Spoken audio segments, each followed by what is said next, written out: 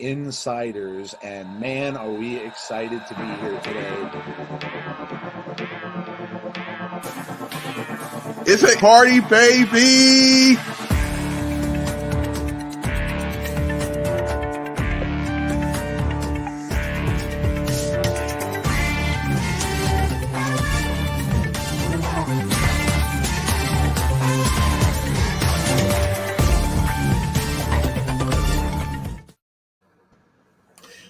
It's a Saturday night, and we've got a wham bam show ready to go for you tonight. I was thinking of a lyric from Guardians of the Galaxy, and it just went right out of my head.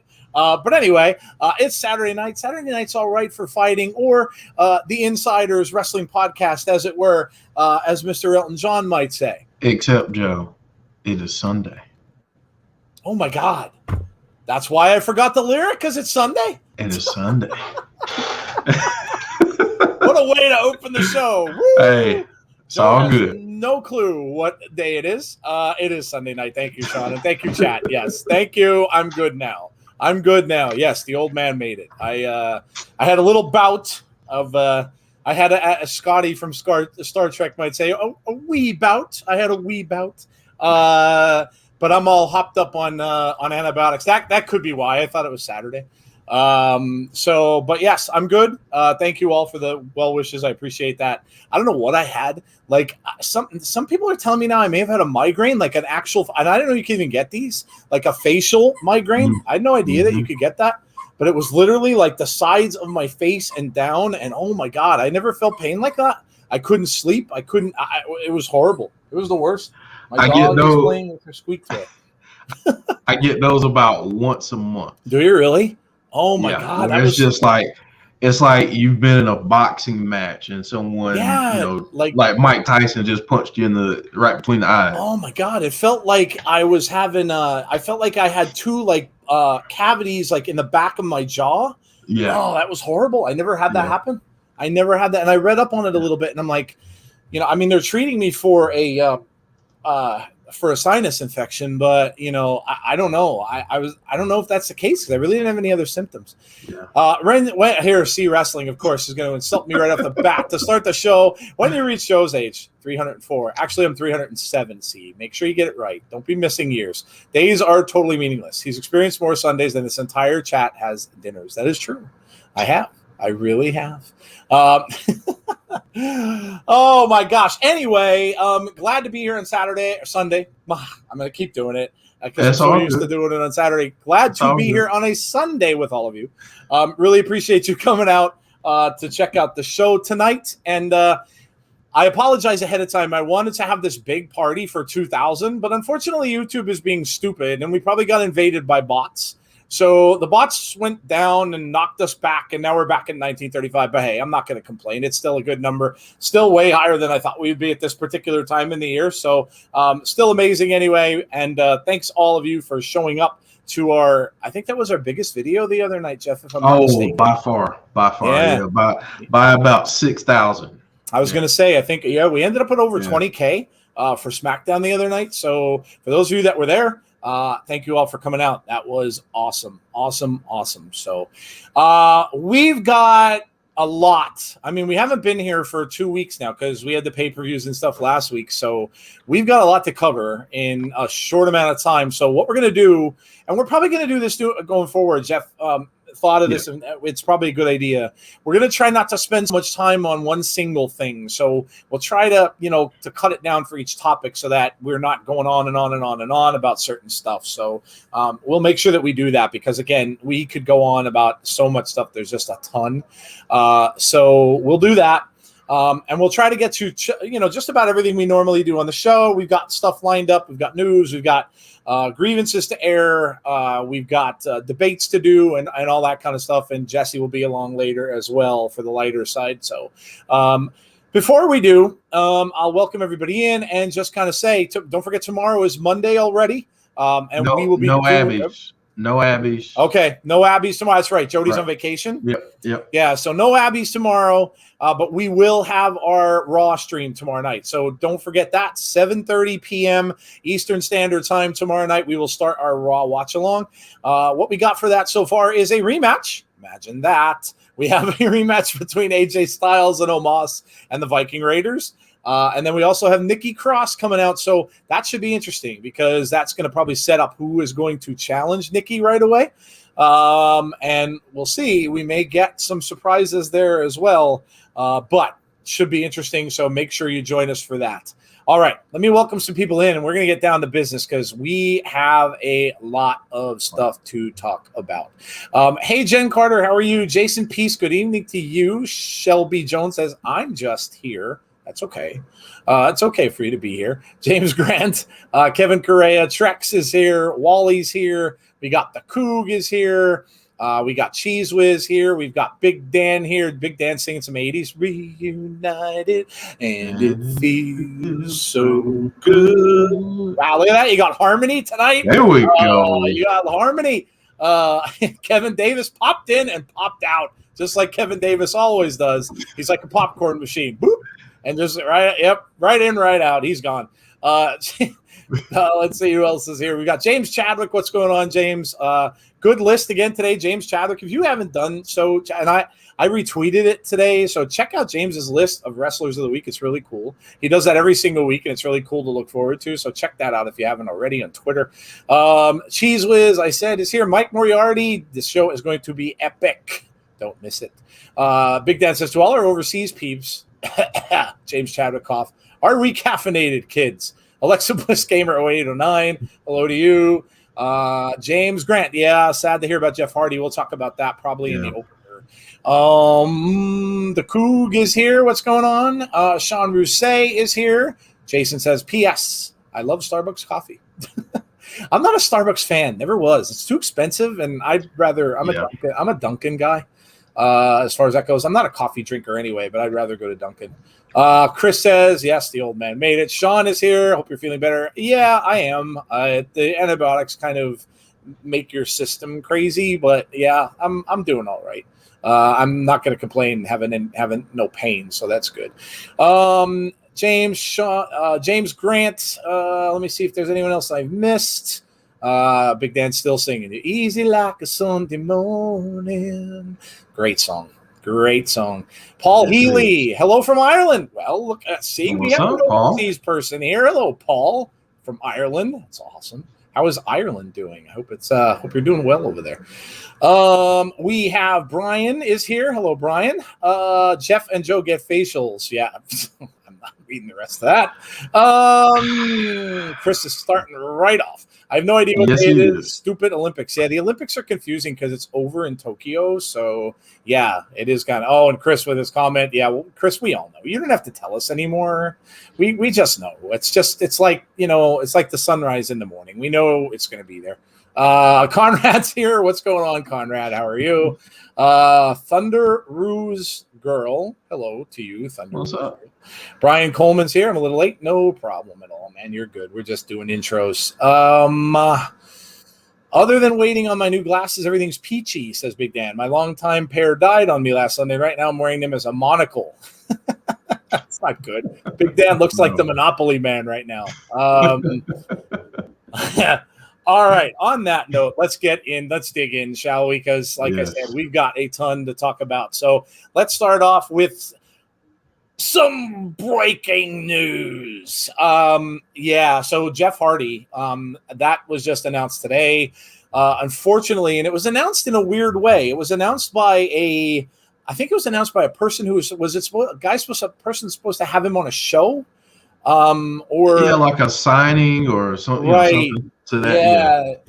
And they announced that he has tested positive for COVID. So, not good. You never like to hear that. Obviously, for Jeff, I hope. Obviously, first and foremost, we send our best wishes to him and hope he's okay, and also to his family and things as well. Not something you like to hear, especially when you know that he could have been in the back with other people as well. So we don't know, we know nothing about how WWE goes about any of this. So we don't know whether or not they're vaccinated, the wrestlers. We really don't know that situation at all. So yeah, you kind of hope. I mean, he wrestled Karrion Kross. So, hopefully, nobody else ends up getting it because of this, or there isn't some sort of outbreak there. But yeah, I mean, obviously, the biggest thing is that he's okay. Hopefully he doesn't have it bad or anything like that. And hopefully he gets over it and gets healthy quickly. But yeah, just heard it today, Jeff. I was a little surprised to see that. Yeah, I was too. Really came out of nowhere, honestly. And so I was shocked to hear it, but hopefully Jeff is not not experiencing any terrible symptoms, and hopefully no one else was exposed backstage, because we do know that he just had a match this past Monday, which we will chat about tonight. We will. I just hope that no one else was around him. The last thing that I'm going to say here, and this is just a programming note as we go forward in the show, we're going to spend 4 minutes on each topic. Yep. And then once that timer goes off, you're going to hear this, folks. And then that's time's up, and we'll move on to the next topic. So just letting everyone know. I didn't hear anything, Jeff. You didn't hear anything? I did not. What about then? Nope. Are you guys hearing it? Is it just me? Maybe it's just me. I don't know, but I'm just hitting the gong a lot. Oh, okay. Okay. No, I can't. I'm not hearing it. But are you guys in the chat hearing it? Let me know. It might just be me.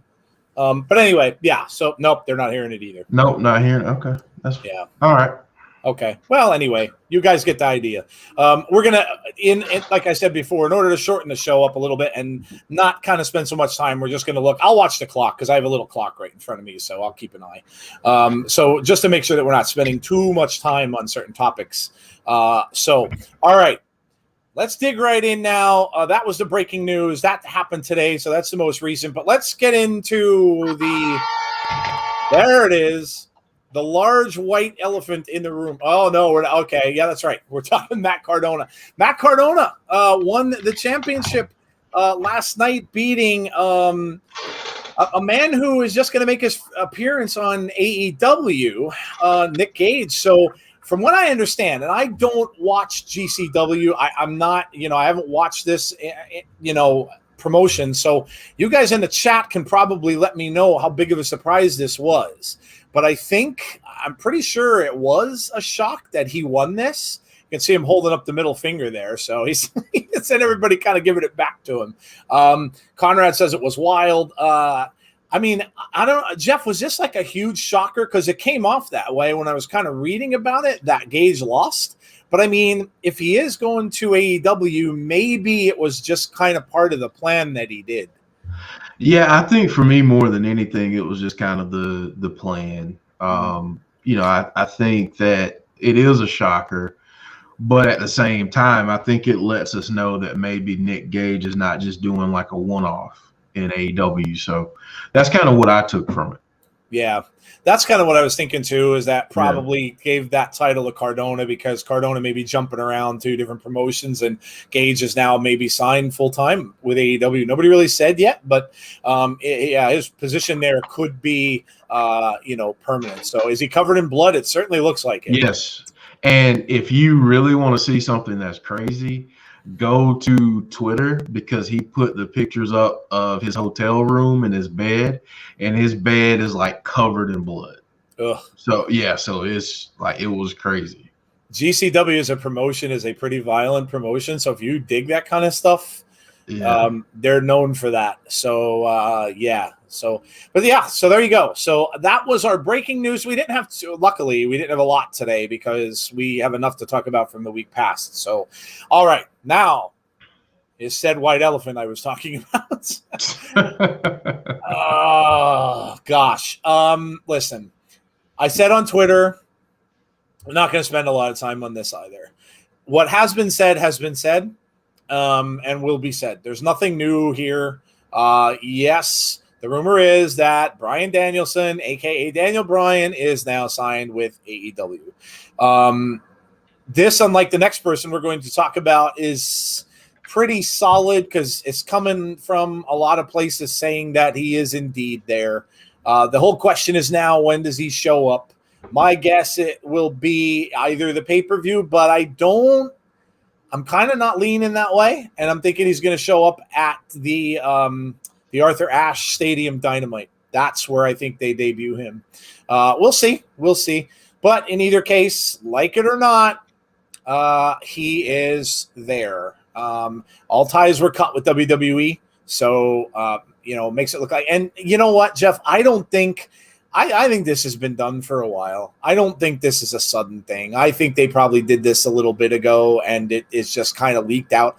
I can't imagine that Tony Khan is happy that it did, especially since he was holding it for a surprise. But look, if this is something that Daniel Bryan wanted to do, and he is going to get stuff out of it that he wanted to get, the New Japan thing and all that, then you know what? Good for him.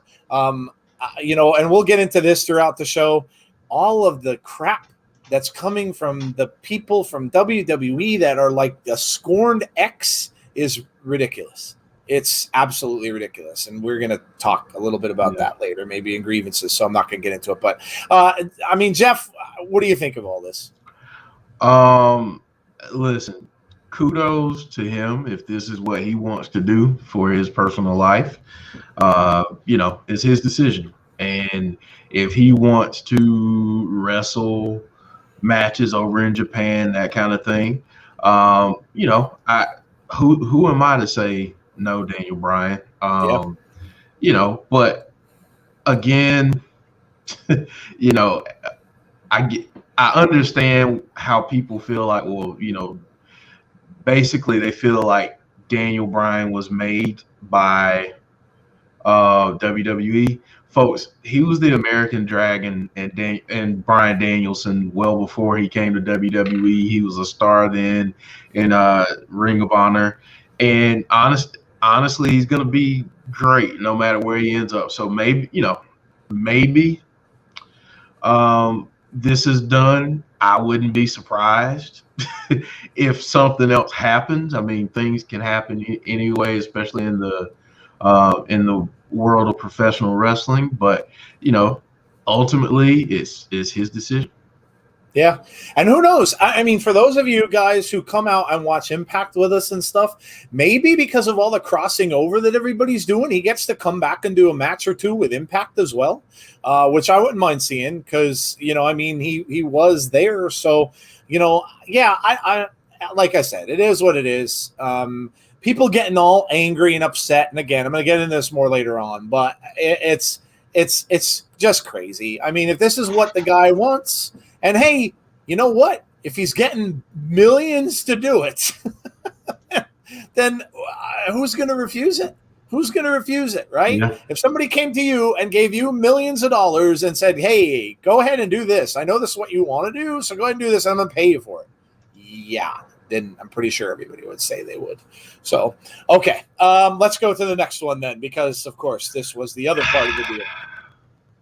Oh, I let out an audible sigh there. I'm sorry. Look in my eyes, what do you see? I'm the cult of personality. That's a great song, by the way. Living Color is awesome, man. I love it. I have that on vinyl.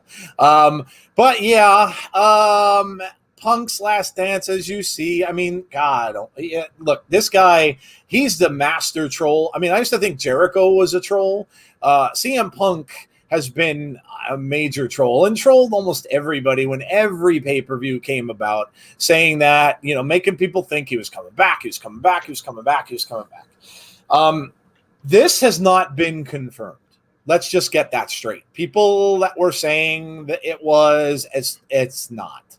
So let's get that straight. It's a rumor to this point, and it's less of a rumor than the Daniel Bryan thing. So this has not been confirmed. Now, their pay-per-view that's coming up is where? Chicago. Right. And where would he want to debut if he did come back? His hometown. So would it be a great place for him to debut? Absolutely. Would it blow up the internet if he did? Absolutely. And, I'll be honest, straight up, I've never been a huge CM Punk fan. Never. Was he great? Was he good? Yeah, he was. I mean, the pipe bomb thing made him, and I don't know. To me, Tony Khan getting him is going to be, I think, less about, and I could be very wrong here, but I think it's less about the wrestling, more about the mouth. That's what I think, and that's what I think he's going to do. I think he's going to bring the mouth. And he's gonna talk. And listen, guys, if you don't like hearing about WWE and stuff like that, and you remember when Jericho said the bad stuff by bad creative when he first started the whole thing with AEW, this guy's gonna do way worse. So if you're not ready for that, you may not want to listen, because that's what's going to happen. I can guarantee you'll get stuff about Vince. You'll get stuff about WWE. This is what's going to happen. So you don't want to hear that. I'd probably suggest you not watch, because that's what this is going to be. So better or worse, if he does show up, great. Again, if I'm sure they parked that bank truck in front of him. In fact, I did read a rumor, and again, this is part of the rumor stuff. They handed him $4.6 million for a year, and I don't even have any clue how many appearances that might be. So he got his truck parked. If that's true, if any of this is true, they came with that truck that he wanted parked out in front of his house. So, but yeah, I don't know. I mean, better or worse, Jeff, it looks like he's going to get what he wanted, and we'll see, I guess, in Chicago at that pay-per-view. Let me know if you can hear this. Nope. Beautiful. Okay. So we'll make our own sound effects. Boo. Yeah. I'll be honest with you. I honestly don't care. And that's probably not nice of me to say. But I don't care. And maybe this is exactly why Punk waited to do this so long, to get people to the point of like, okay, he's never coming back. I'm done. And then he comes back, and it's a huge surprise. I'll believe it when I see it. That's kind of my thing. Yep. And I think Punk more than Daniel Bryan is more about the dollars. You can probably hear that now. Okay. Heard that. There you go. It's probably more about the dollars with Punk. So if he gets a chance to get the bag, hey, get the bag, and more power to him. But frankly, my dear, I don't give a damn. Yeah, I'm kind of like that too. I really like Daniel Bryan. Listen, the dude, it was a worker, and he deserves everything he gets. And like I said, I don't begrudge him anything. He gave WWE everything he had. This guy, like I said, I was never a fan. I really wasn't. I was never really into him, and he just came off to that generation. And listen, I know, and we'll talk about this a little bit later too. He's gonna really be a spokesperson for that.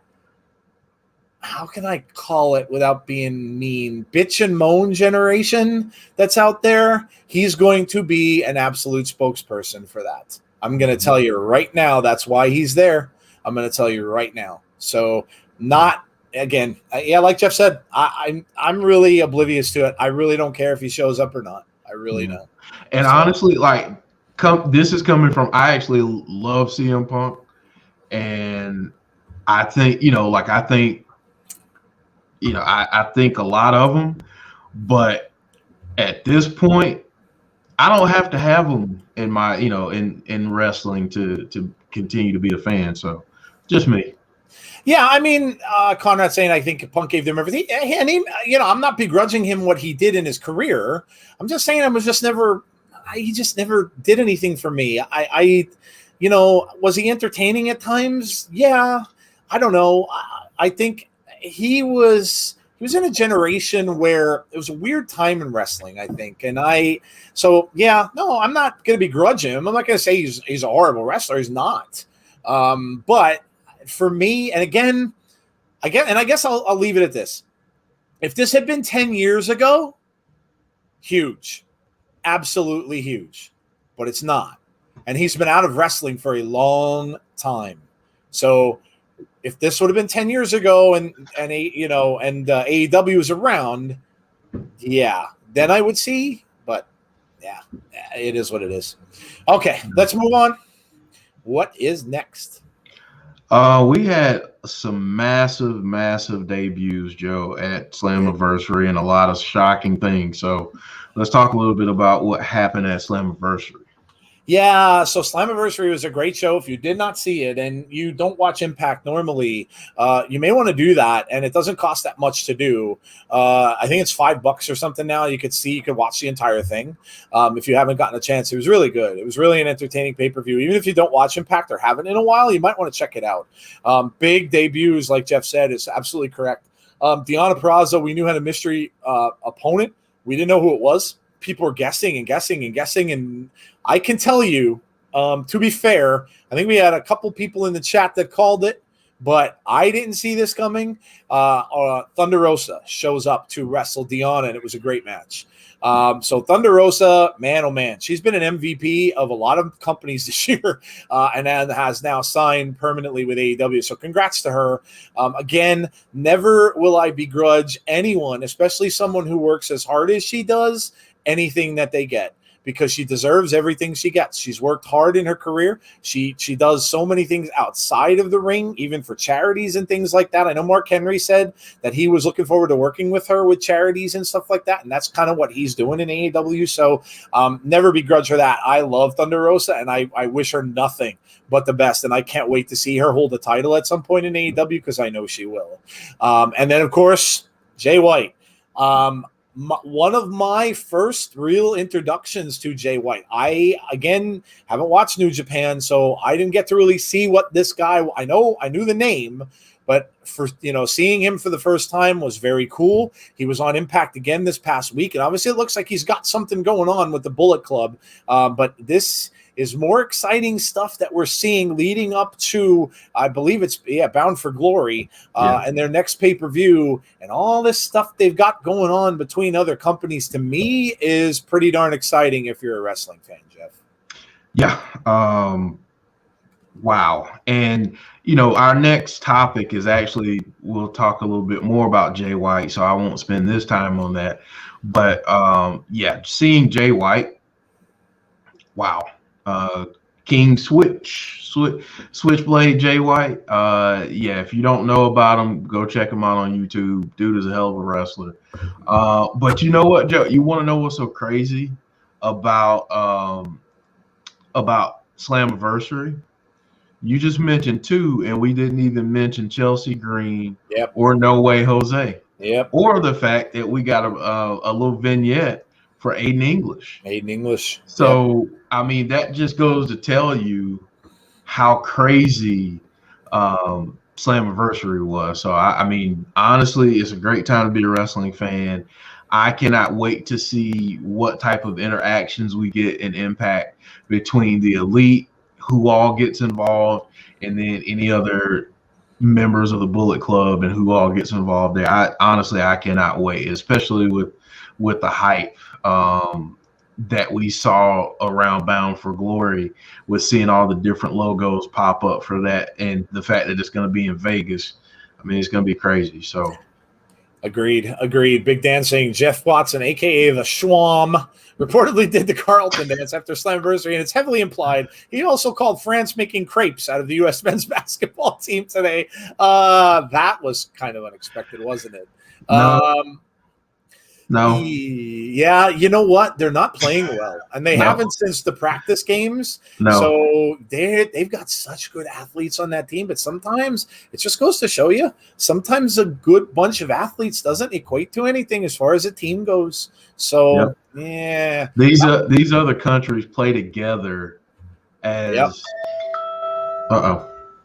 Hey! They play together as a team. Whereas our guys, they play in the NBA, and then so all of us are on the national team. All right, let's go hoop real quick, and think they're gonna just beat everybody. Nah, it doesn't work that way. Agreed. Yeah, not in the Olympics. Brian said it's a great time to be a wrestling fan. I agree with you. Yeah. If you can't if you can't find something to like over these past few weeks and stuff like that, man, I feel sorry for you.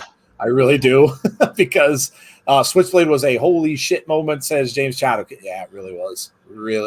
Yeah. I never got to watch Jay White wrestle in New Japan Wrestling either as much. Yeah, I've never really stayed up for it. It's always on really, really late at night, and I've never actually gotten to watch it. Not a great time to be a wrestling fan if you were at the Rolling Loud Festival. We'll talk about that a little bit, I guess, later, but it is what it is.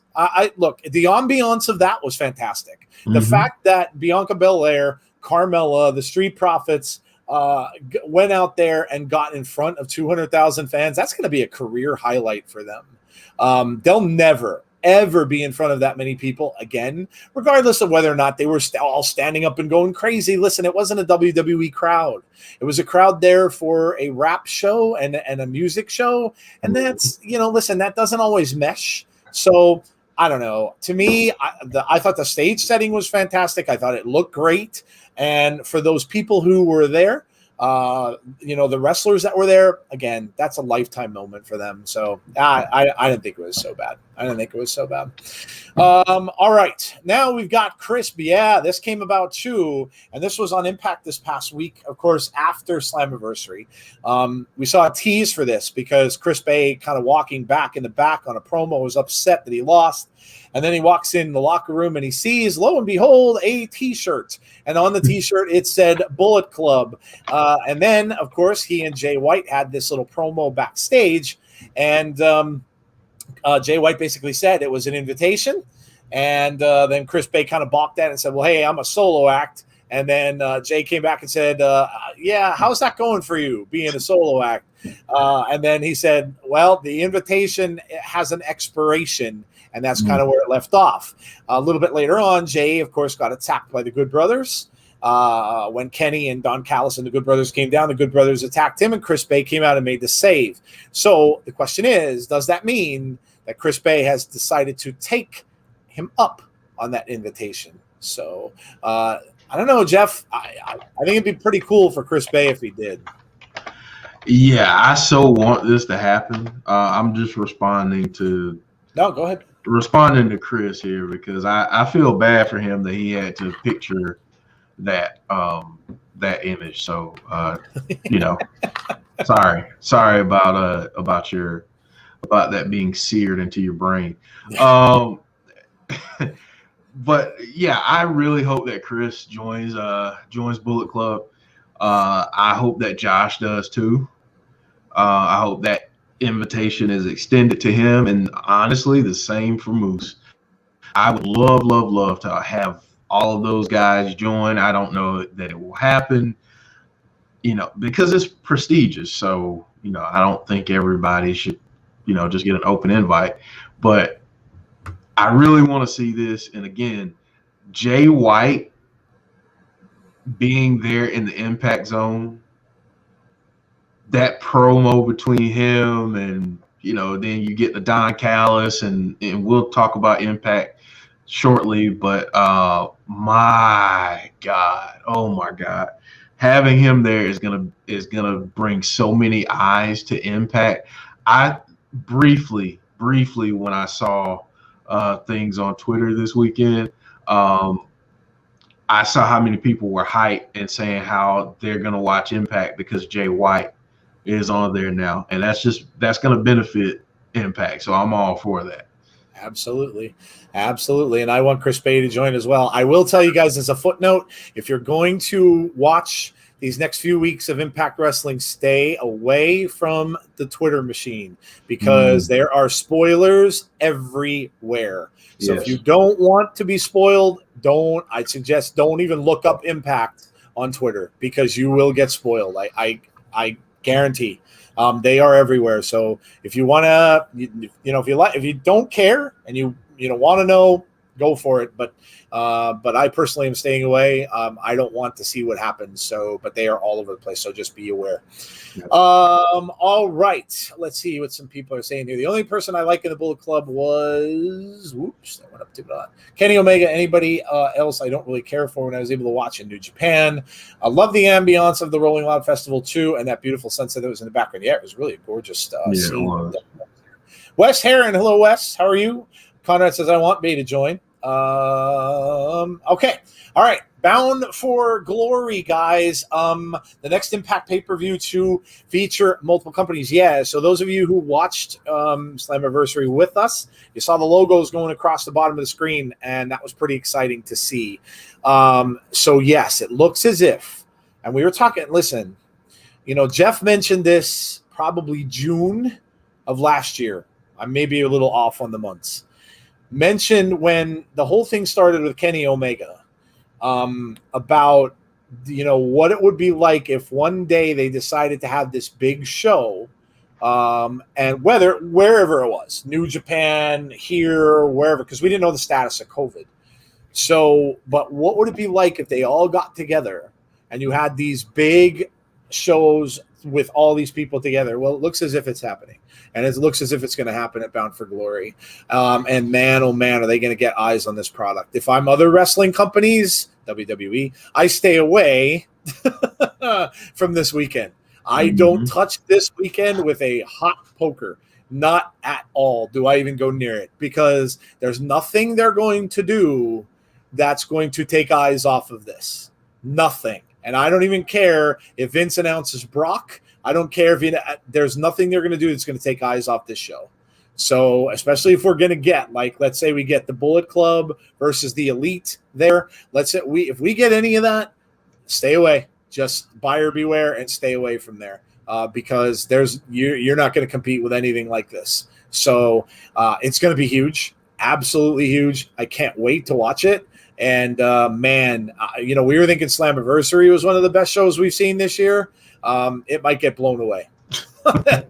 So, Yeah, I mean, this is going to be absolutely crazy because it's something that's unprecedented. And, you know, this is a really good opportunity to see, this is a good litmus test. Can all of these promotions work together? Now, the answer is yes. I'll go ahead and give you the spoiler. It's a yes. But the problem is that so many freaking egos get in the way, especially in the wrestling business, that it messes up money for everyone. If you if people could get their ish together, could you imagine having a WrestleMania where it's WWE versus AEW? Oh, Could you imagine something like that where that's the big, the big show between the two companies in the dead middle of the summer, but people have egos and it gets in the way. So, of course these companies could do business together, but I digress. I'm really, really excited to see New Japan involved, excited to see what involvement NWA may have, and excited to see AAA represented. There, it's just gonna be so good, and I cannot wait until Bound for Glory, October. It's gonna be absolutely insane. be it a fan of WWE and maybe you're not necessarily fans of the other promotions, most of you, I think, are fans of wrestling history. That is going to be wrestling history. You are living in an era right now, really, guys, of wrestling history being made. Yeah, literally, it is being made right now. We have never, and again, I've been watching since the 70s, never seen anything like what we're seeing with this. Never. So this is wrestling history, and whether or not you don't necessarily watch some of these shows, man, oh man, I don't know how you could stay away and not tune in, because it's historic. It really is. Yeah. It really is. Chris says, "Damn spoilers." I know. Gotta really watch out for spoilers. Oh, look at this. I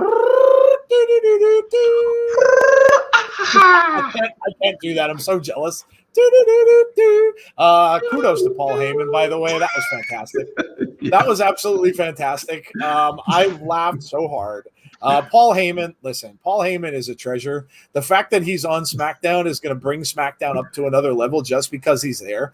Heyman is fantastic, and that was one of the funniest things I have ever seen. But John Cena is back. We all heard the rumors, and of course, this one did come true. Showed up right at the end of the pay-per-view. Came out, confronted Roman Reigns, did the "you can't see me," and that was where the show ended. Then, of course, he was back on both shows. He came out for Raw, and of course, he was talking about what he was going to do on Friday. Fans greeted him there, and then came down on SmackDown again, and then came out and actually posed that challenge to Roman Reigns. And then we got the answer from Paul and stuff like that. And later on, we didn't see him. And yes, you can't see me. Well, we didn't see him later on. There was no challenge except by Roman Reigns, which I kind of thought would happen because Roman, why would he accept his challenge? Listen, the promo cut by Roman about him too, fantastic. Absolutely fantastic. The missionary thing was brilliant. Oh, I love that. Brilliant. And yeah, so this is a long play. They are calling it the Summer of Cena, so this is going to go on for a while. Yes, Finn Balor then ended up involved in the whole thing. So everybody's wondering, well, wait, why is it not being... Listen, it's a long play here, so we'll see what happens. Finn may wrestle Roman at one of the shows, maybe one of the SmackDowns coming up, and may end up losing that somehow in a weird way, and then Cena... Something's going to happen where it's going to get the two of them together for SummerSlam, and that's going to be your SummerSlam match. So, listen, John is money. He just is. He's money.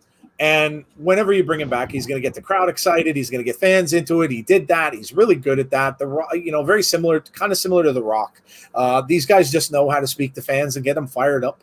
Like him or not, he's part of the history of WWE, and who knows, he might even take that title. He would beat beat Flair's record, I believe, if he does. But he could even have that title and maybe keep it for a month. Who knows? And then lose it.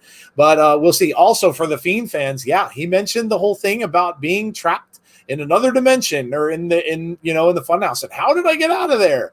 So interesting. See Wrestling had a video all about that. So if you want to know what his theory was about it, go check it out. It's cool. Yeah, you don't know. Like, where is he going to go with this? Is John going to have to change to get Roman's attention?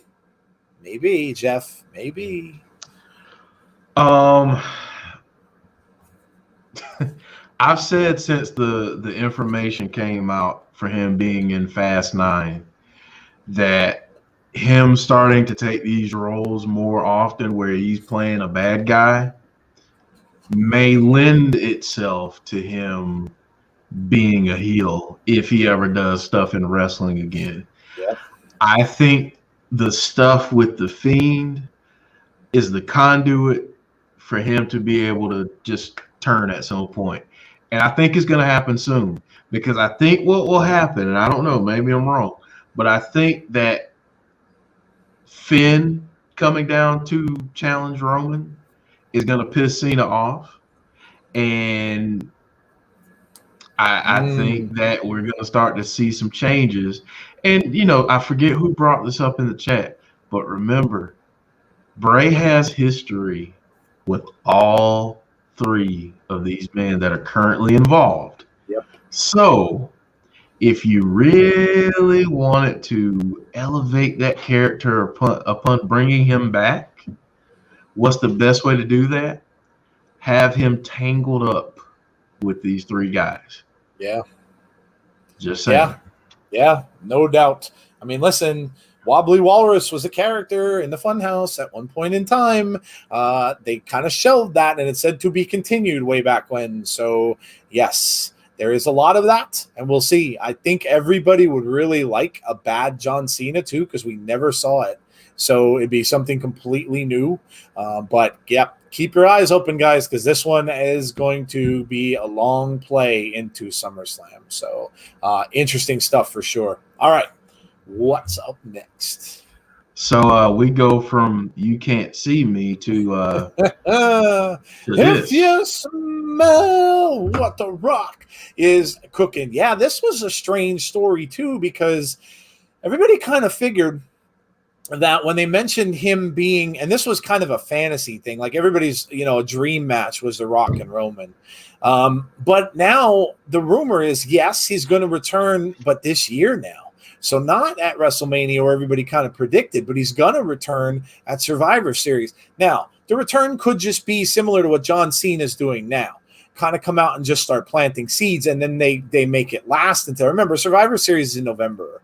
So you don't really have that long until Mania season starts. You got December, which they don't really do a whole lot. And then you got January, which is the Rumble. So this could just be kind of getting ready for Mania if they're going to save him for that. But there was also a rumor that went around saying that he's not going to wrestle him straight up, that he's going to wrestle him as in a tag team, that it's going to be him and one of the Usos against Roman and the other.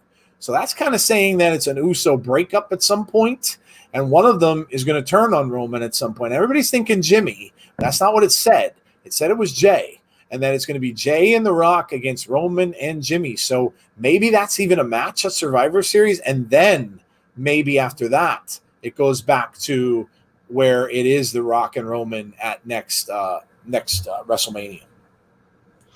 Yeah, I mean, honestly, at this point, I just want to see The Rock back, even if he just comes out to cut a promo. Yeah, yeah, I just want to, I just want to see him back. So I think it'll be interesting to see what happens in this story. I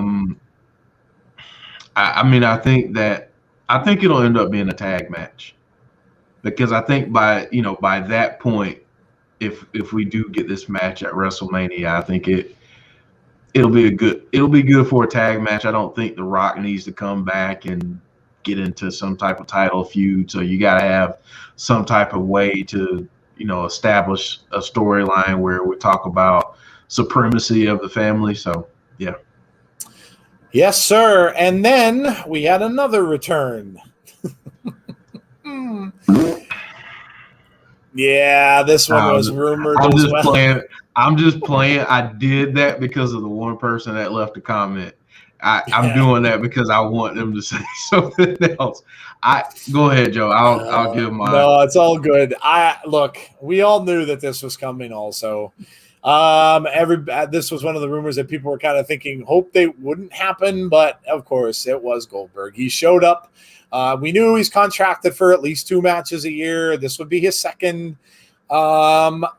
I think we could pump the brakes on this one, though, a little bit, because I really honestly don't think he's going to take that title off of Bobby. I think he's over that part of his career now, and let's see if he ever signs another contract after this second match. Maybe he won't, because everybody used to say, well, listen, he doesn't, the guy won't, he's always out there. He steals people's championships. He's going to, he's not out there to job to people. Listen, he lost to Drew. So I kind of am thinking early on that he's going to lose to Bobby as well. And look, if Bobby goes out there and destroys him, right? If he squashes him worse than he squashed Kofi Kingston, how does that make Lashley look? Like an absolute unbeatable monster. So then who is going to stop him?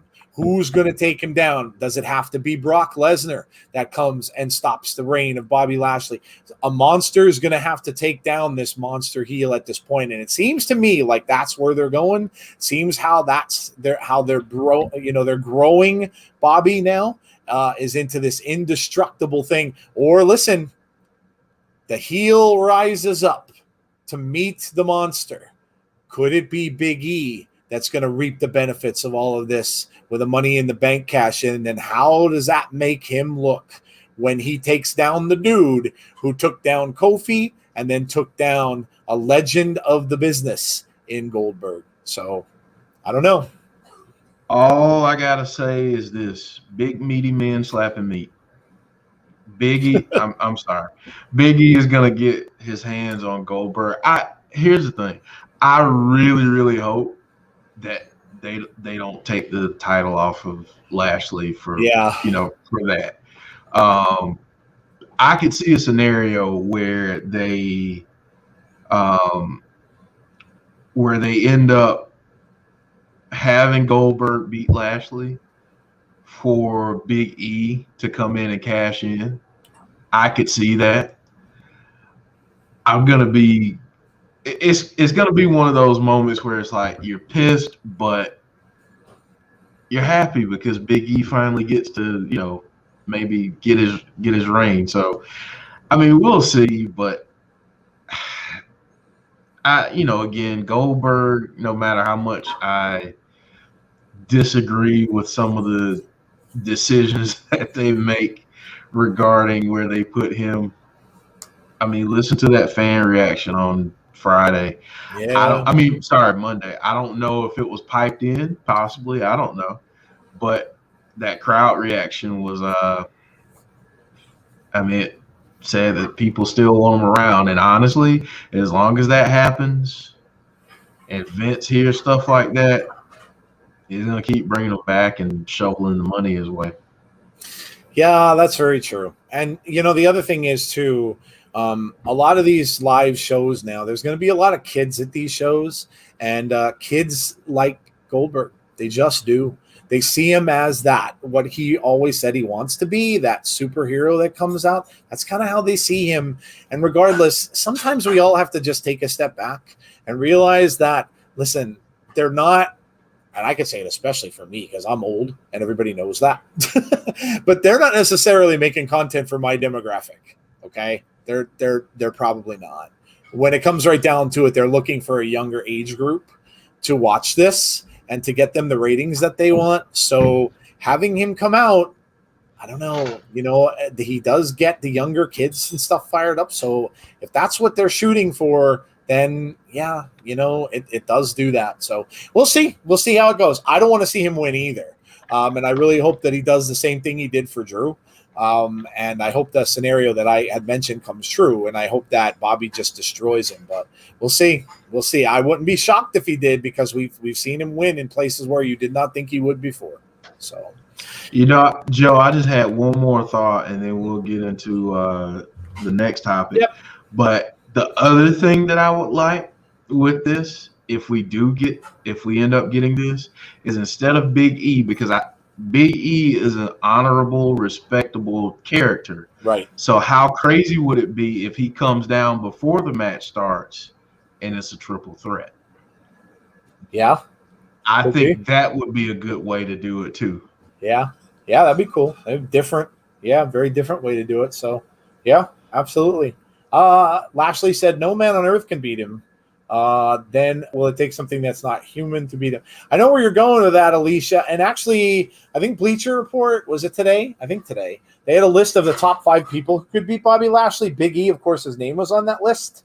And The Fiend was on there as well. They were saying that, what would happen if maybe, during this match at some point between the two of them, that's when we see Bray come back.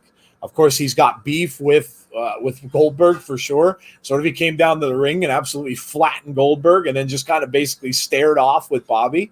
Yeah, they don't really have history, but at this point, it doesn't really matter, I don't think. So, yeah, if you're going to keep him on Raw, then it certainly could be a thing. Yeah, absolutely. They could definitely go back and tie in their little social media. They could back and forth. They could do.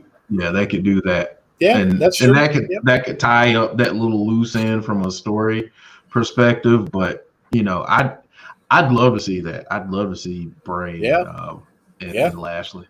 Yeah, or James Chadwick just brought it up that I'd love to see Big E as champion for SummerSlam. I mean, maybe Bray comes out, causes a distraction, scares the crap out of Lashley, and then Big E pins him. And then I kind of would want to see him take it off of him in a different way besides that. But still, that could be part of it too. And that may set them off on a feud as well. But who knows? Who knows? And just remember, Bray has history with the New Day too. So yeah, he does. Yes, he does. Yeah. So, all right. What is up next? Money in the Bank results. Well, we're going to segue right into this because obviously we've been talking about him. Big E did win the men's Money in the Bank. This is going back a little ways now. We know, but again, we weren't around last week because of the pay-per-views and stuff, so didn't get a chance to really cover this. But yeah, Big E, of course, won Money in the Bank. I think a good amount of people kind of thought he was the favorite going in. But you really kind of didn't, that the match was very good, other than the fact that damn Peacock screwed up my favorite entrance that I was waiting for the entire show with Rick Boogs. Yeah, that sucked. But Big E got his moment, and of course, I think even bigger surprise was that Nikki won the women's. That to me, I think was a bigger shocker. That she was the winner of that. I really did not think that was going to happen. Although she had a lot of momentum. She's been winning regardless of how she won. But for her to come away with that briefcase was a shocker to me. And I think it was really cool that she did something definitely different. So, and then, of course, right away, cashed it in. Didn't wait at all. Charlotte got beaten up pretty good by Rhea Ripley, and then Nikki came down, cashed in, and she is your new Raw Women's Champion. So congratulations to Nikki. And I saw a lot of really cool sentiments directed to her on Twitter. I know her old coach from the Performance Center sent out some thoughts there. He was kind of crying and stuff like that. So it was a really good moment for her. And, she was thrilled, celebrating a little bit on the bump on WWE. And then, of course, and I want to see these two together in a ring. I don't care how they do it. Hurricane Helms sent out his congratulations as well. Oh, my God. They got to get Nikki Ash together with the Hurricane in his costume in a ring at some point in time. It would absolutely be amazing. But yeah, congrats to the two winners. And, of course, congrats to Nikki already cashing that belt in. And maybe it won't be long that Big E will cash his in too. But I don't know, Jeff. Everybody before the pay-per-view wanted to change. You got change. Yeah. You got change. I mean, again, we're gonna get here. This is different. This is just it's different. So again, I'm happy for Big E. I feel like he's gonna be such a huge. I mean, I cannot wait for him to get the championship. Nikki. I mean, how can you not love this? And everyone earlier, and again, I keep saying we're going to get to this. We're going to get to this. Everyone earlier this year, Nikki's buried. She's buried. Do I hate that term? I really do. She's this, she's that. You just never know how things can turn. So, like I said, we'll talk about that. I have a lot to say about that. So, yeah, we will.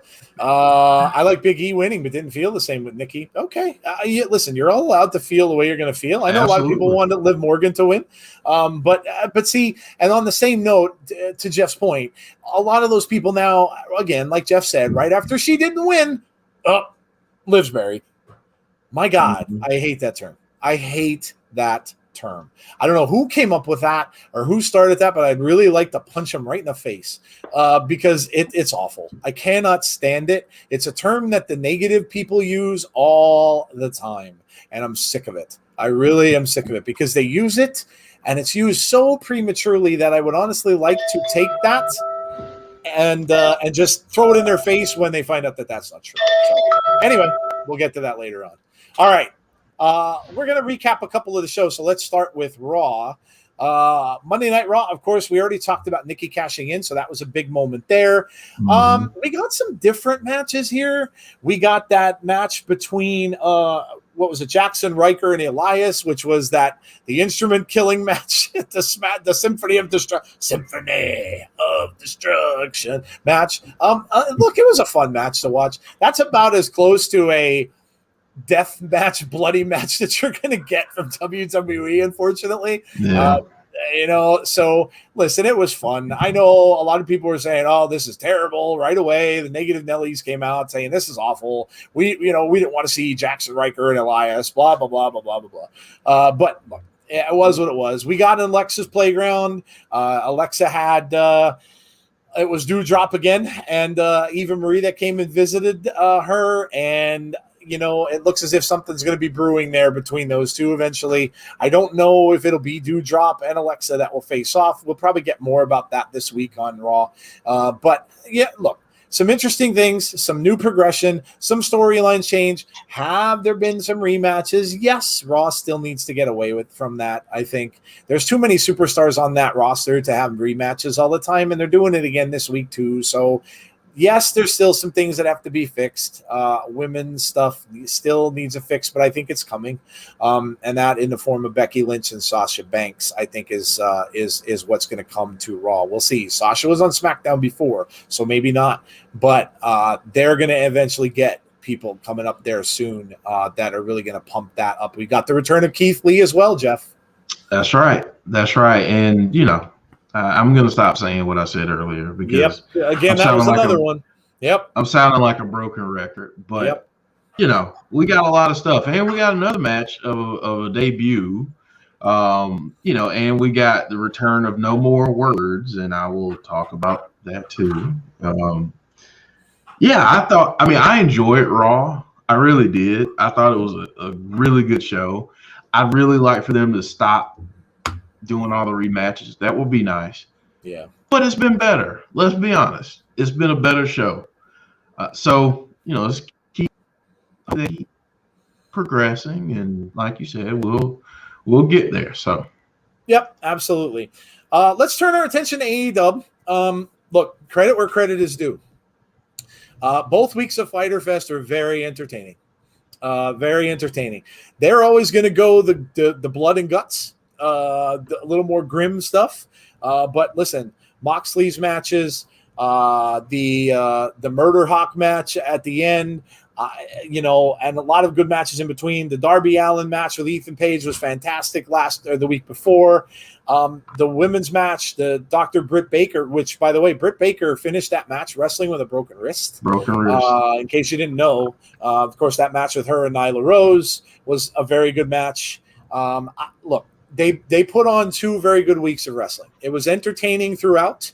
There was some good promos going on. There was some good matches going on. We even had, and we'll talk about this on the lighter side more, a confrontation with Sting and Orange Cassidy. That was gold. That was gold. If you think of 2 people who would ever be a part of one another's, in wrestling, they would be the farthest from it. But listen, it was entertaining. It really was. And I know people bang on AEW, especially people that are, the big into WWE people kind of, and listen, watch it or not, that's your choice. And you could, again, you watch what you like, but listen, both of these weeks of AEW were very good. And I think that if they just really need to get the little things fixed. They really do. Little things like with them just sometimes rub me the wrong way. This week it was where Jericho had who was he wrestling? Archer? Was it Lance Archer that he wrestled? No, it wasn't Archer. Who did he wrestle from the oh my gosh, I can't remember. He has the mohawk. Oy vey. Shows you how much I'm anyway, he had him in the walls of Jericho, and it had him in it for a long time as well. And then, a little bit of time goes by and he just kind of got out of the hold and he just stepped up like there was nothing. Didn't play up any kind of injury from it whatsoever. I see, I don't like that. And that's the kind of little things they just need to clean up. Just like little stuff like that, just make it a little more believable. But yeah. Yeah, it was Sean Spears. Sean Spears, there you go. Thank you very much. Yes, Sean Spears. Thank you, Conrad. But like little things like that, if they start cleaning that stuff up, it's going to just make them better. And but I enjoyed both weeks. I really did. Yeah, I did too. Again, the only issues I have with AEW are some of the cultish fans that just cannot be, can't be honest with themselves, let alone anyone on the on the internet. But they do have some great stuff. It's just a matter of like, okay, we get it. Get WWE's name out your mouth. Let them stop, taking up any precious seconds of airtime on your TV, and just do your thing, do you. That's it.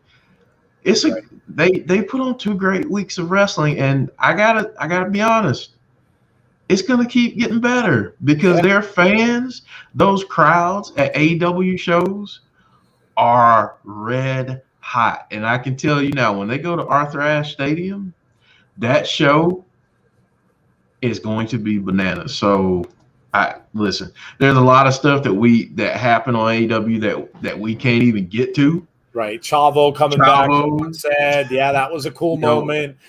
Nick Gage, of course. Yeah.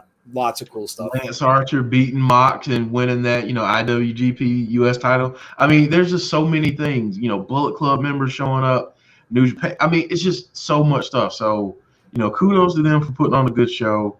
But my thing is just shut the F up sometimes. That's all. Conrad, by the way, Everything Pro Wrestling, if you want to check, if you're an AEW fan, watch AEW Weekly, check out Conrad's show afterwards. He does a review on every AEW show. So make sure you check him out on Wednesday nights after Dynamite is over. So, yes, 2 very different audiences, especially live events. I will say, too, and echo Jeff's sentiments, that audience is absolute fire. They are really, really, really loud, and they remind me of watching the Seattle Seahawks games when they're playing in Seattle. They really are like the 12th man there. Amazing. Absolutely amazing crowds. So that they are really, really good. Really, really good. And they're into those shows, no doubt. Tonga Kid's son showing up. Yep. I want more focus on women still. They listen, they're not perfect. They've got things to improve. That is one of them. So is Britt injured? She broke her wrist, but she wrestled through it and said she's not taking any time off. So she is not going to be out. So, yes. All right. And then, of course, we had Impact. Impact was the follow-up to Slammiversary. And the follow-up shows are usually good, and this one was no different. We got some interesting developments here and small little developments that you may want to keep your eyes on going forward. We got a little incident between Mr. Omega and Mr. Callis coming out of their locker room, and one Josh Alexander outside of the door. And Mr. Omega kind of just blew him off, almost as if he was kind of just a meh, just you're in my way. Like, you're in my way, kid. Little things, guys, little things like that mean things going forward. And that could be a big thing going forward for Impact, because I told you, and I said this, and Jeff said this, and when Conrad's on our show, and Tazzy, when you have a big, huge heel with that title, you've got to build up that face that's going to get it, that's going to take it off of him. And, man, this could be Josh Alexander's time to be that face of Impact. Who is the person that's going to strip that title off of Kenny? Could be Josh Alexander as the one that they're going to have do it. So lots of interesting stuff, though, Jeff, on Impact this past week. I asked the questions. If not Moose, if not Rich Swann, if not Sami Callihan, then who better? Honestly, I think we could have been looking at this thing all wrong from the start. Maybe the intention was to never have Moose, never have Sami, never have Rich pick up a win against Omega. Why? Because maybe the guy that they had their eyes and sights set on from the very beginning was Josh Alexander. Yeah. Look no further than that Iron Man match and some of the other things. Look no further than the fact that they brought Ultimate X back. Yeah. Look no further than that. Because let's be honest. They could have done that in front of no crowd. They could have. It wouldn't have felt the same, but they could have. Mm-hmm. I'm so excited to see what they do next. I want to see the involvement with New Japan. I want to see who else shows up, because I'll go ahead and tell you, other people are showing up. It's gonna happen. Yeah. You can bank on that. The other thing that we could have put a whole bunch of other things in our news. We got one more thing to cover, but I love the fact that we found out that Morrissey is going to be there through Bound for Glory. Yes. And then we'll see what happens from there. So, but yeah, shouts out to Impact. They, most consistent show every single week, bar none. Don't at me, bro, on that one. But they're consistent. I love them. The match quality is great. The storytelling, the promos, what they do with people who don't get any kind of time in the ring at all, but they still remain relevant. That's what makes Impact so great. Yeah, absolutely. If you don't watch, or you watched in the past and haven't watched, or you just don't know what's going on with it, come out sometime to our watch along that we do every Thursday at 7:30 for Impact, and join us. You won't be sorry you did. It's really fun. Chris says Rohit versus Bay was awesome. Rohit's growing on me so much, and the Bay tease is very good. The ring psychology by Rohit is so good. Rohit is a throwback heel. We interviewed him on our channel. It was one of our favorite interviews that we've done, really. It wasn't that long ago, but he is a throwback, and he's proud of that. He wears that on his shoulder like a badge, and I absolutely love it. Absolutely love it. So the Coog says, I truly believe that is the same formula for Impact, AAA, and AEW. Josh, Vikingo, and Hangman. All right, let's get to SmackDown, because we will have one more show to review. SmackDown, this episode of SmackDown is always going to be special in my heart because of what happened with us. It was overwhelming. Yeah. It really was. It was overwhelming. Like, I'm going trying to call the matches, and Jeff's like, look at the people that are in the chat. And I don't usually look there, and I'm like, and my eyes open, and I started getting like, I was getting, do you ever see Saturday Night Live? I'm getting verklempt. I was getting verklempt. I'm looking at that. I'm like, oh my God, it's like 250. It's 300. I was like, what the heck's going on? And then we found out that India We got a lot of people from India, and we found out that India, the SmackDown there was preempted by the Olympics, so it wasn't on. So a lot of people were probably looking for a stream, and I get it. I get why they came over because of that. But listen, it was still cool. But anyway, SmackDown, again, we had John Cena. We had the Paul Heyman thing, which completely made the night right off the bat. We also had, we had Sami Zayn and Finn Balor, who that could have been a pay-per-view event. That could have easily been a pay-per-view match. And a lot of people thinking that it was going to be a pay-per-view match. We got Bianca Belair in front of 200,000 plus people wrestling Carmella. We had the Street Profits there too. We also got an announcement made by Trey Young of the Atlanta Hawks, who came out with Bianca and said, hey, WWE is going to have a pay-per-view on New Year's Day. So brand new pay-per-view announced for WWE that's going to take place on New Year's Day. So now you have a New Year's Day pay-per-view to look forward to. So there isn't that gap that, like I was saying before, there used to be that whole December kind of letdown. Yeah, you have TLC, but TLC is not where it used to be anyway. But so you kind of always had that gap up until Royal Rumble. Well, not anymore. They got a pay-per-view now on New Year's Day in Atlanta. So big news there as well. And then, of course, the end. And what a swerve at the end. Because did Roman come out and say no to John? He did. We talked about the promo that he cut, but then he turned around and all of a sudden, who's standing there but Finn Balor? And Finn Balor is now putting out his own challenge, and Roman accepts Finn Balor's challenge. So we'll see where that goes, but Finn is right back in that title picture, and some will say, listen, he never lost it, so he belongs right where he is, Jeff. Yeah, I mean, he does. And honestly, when he was up there previously, he just didn't get the proper booking. Let's just be honest about it. Hopefully now they do that. I'm a little bit leery. I'm excited, but I'm a little bit leery because of Roman's trajectory at the moment. And how do you stop this guy? I don't want Finn to be just another in a long line of people that Roman has stepped over through this reign. So we'll see. Tony Storm showing up. That debut. Yep. Great. Yep. Yeah, I mean, it was just a great night. Let's not forget Corbin either, Jeff, because what they're doing with him, that's priceless.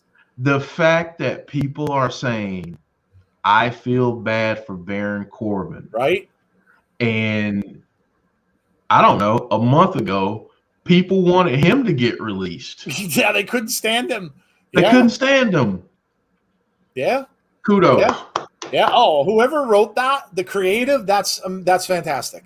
That's absolutely fantastic. You made him into this sad sack character that everybody now is going to root for. I mean, he there was a picture of him oh my gosh, who was it? Him and oh God, I can't remember his name. The Raw GM.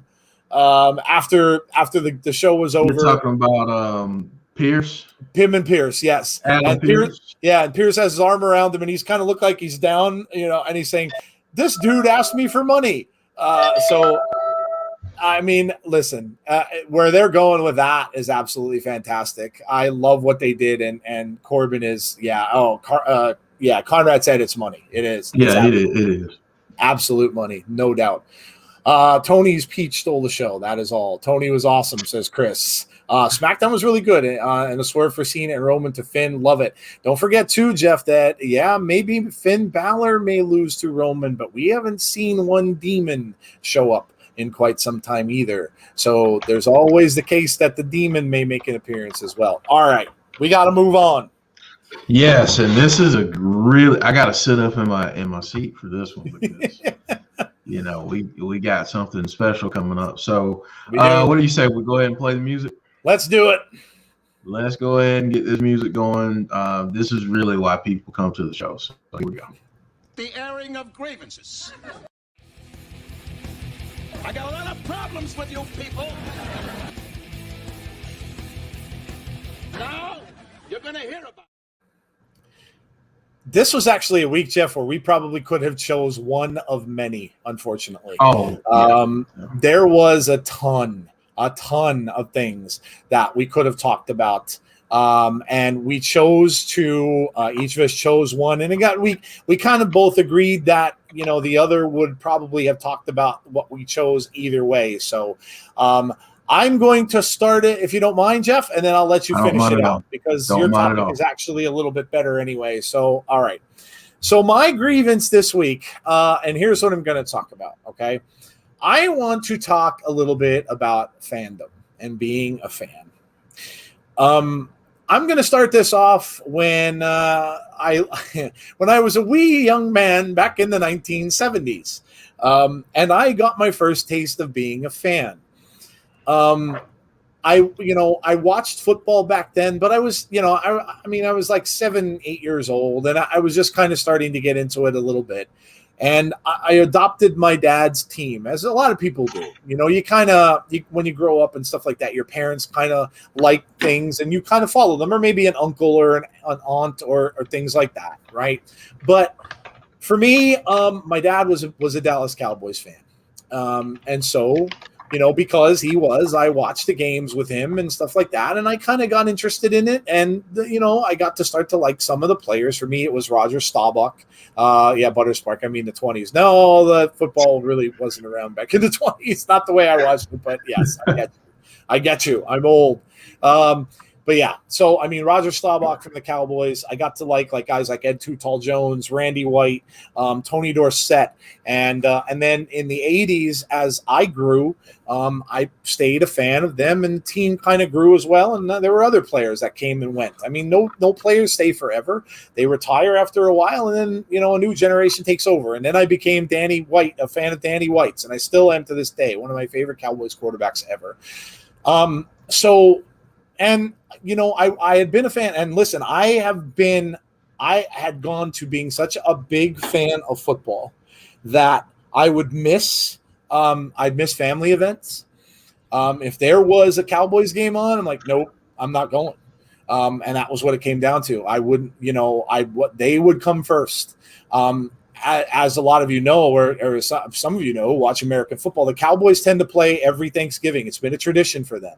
So for me, my Thanksgiving was eating Thanksgiving dinner around lunchtime and then going to watch the Cowboys at 4:00 in the afternoon. That was my Thanksgiving. I've lived through bad times with them where they were absolutely horrible. But then I was rewarded because I was still kind of too young when they were winning Super Bowls in the 70s to really have been a fan at that point. But I was a fan certainly in the 90s. And when Troy Aikman and Emmitt Smith and Michael Irvin came along and they won 3 straight Super Bowls, that as a fan for me was the be all and end all. I got my Cowboys jacket, my Cowboys gear. I was walking around with hey, we just won the Super Bowl, and living in Northeast PA where all the fans are Eagle fans and the others that aren't are Giants fans, it was tough to deal with. But so that was the good times, right? Everything was going really, really well. I got into fantasy football. I started doing that all the time, and I just loved football. Just give me football. When football season started, from the preseason on until January and February when it ended, I was into football constantly, right? In the past 10, 12 years or so, and I don't know if it's because I've gotten older and maybe a little wiser, I'm not really sure, okay? But I started to look at it from a different way. And I started to try to think, and that's why I think of wrestling in the way that I do sometimes, because I try to kind of look at things for the reality of it and behind the scenes more. As you know, the Cowboys are now in a current streak of not getting to a Super Bowl since 1995. So 2005, do the math, 2015, 2026 years it's been. Jerry Jones, right? This big, flashy Texan guy, big, flashy owner, loves the glitz, loves the glamour, loves the money, former oil guy, right? He's the one who bought the team in the 80s and dismissed one of the legend coaches of all time in Tom Landry, which didn't sit well with me at first. But, of course, when they won the Super Bowls, I was okay with it. But so this kind of stuff all happened, right? Now, they haven't even been to an NFC championship game in a lot of those seasons as well. So where I'm going with this is this. I now am at a point where I don't really watch it much anymore. I really don't. Because what was happening to me was I found myself watching it and getting aggravated and more aggravated and more aggravated and more aggravated, to the point where I would sit there and I'd start saying, what are you, like, why are you not calling this play? Why are you not doing this? What the hell is this coach doing? Why are you not playing this guy? What is, and you know what? It led to me enjoying it less, and less. Every single time. I'm getting myself, like, I'm literally getting myself sick. Like, I'd get upset stomachs watching their games. They'd lose and I'd be frustrated. I'd be mad the whole rest of the night after they lost the game and into the next day sometimes, and almost into the next midweek. So I sat down finally one day, and I don't remember when I had this epiphany, but I sat down one day and I started to think to myself, Joe, why are you doing this to yourself? Why are you doing this to yourself? What? And looking back, what have you got out of this? And then I started saying to myself, listen, I'm in a position where I, myself, personally, as a fan, can't change a damn thing about it. Nothing I could do. What am I going to do? Am I going to call up Jerry Jones on the phone and tell him who to draft, or tell him who to fire, or tell him who? No. Am I going to, I don't know, am I going to tell, like, Ezekiel Elliott to stop fumbling the football? No. Am I going to you know, and it started to kind of sink in. It's fun to be a fan. It really is. It's fun to be a fan. And it should be fun to be a fan. When it stops being fun to be a fan, like I did, you have to take it upon yourself to realize that I'm just not a fan of this anymore. This is doing me more harm than it is good at this point. I'm not going to let this control my life, because honestly, as an individual, there isn't a damn thing I can do to change it. Nothing at all. And it's a hard thing to swallow. I mean, hell, I devoted years of my life to watching this team. Years of my life. Now, I'll still watch games, but nowhere near to the point of where I was before. And if they lose, like, they lost. It's funny because my mom will still call me every single Sunday, because my mom and I would talk football. My mom is, of course, a Cowboys fan too, because I was. But her and I will talk football. She'll call me and she's like, oh, they lost. And I'll be like, I know. Yeah, whatever. I know. And she's like, why aren't you mad? I'm like, no. Like, there's nothing I can do about it. They lost, you know? So again, my point is, this relates to wrestling in more ways than you know. Fandom, right? And I know, and maybe it's not a good word, they call it toxic fandom sometimes.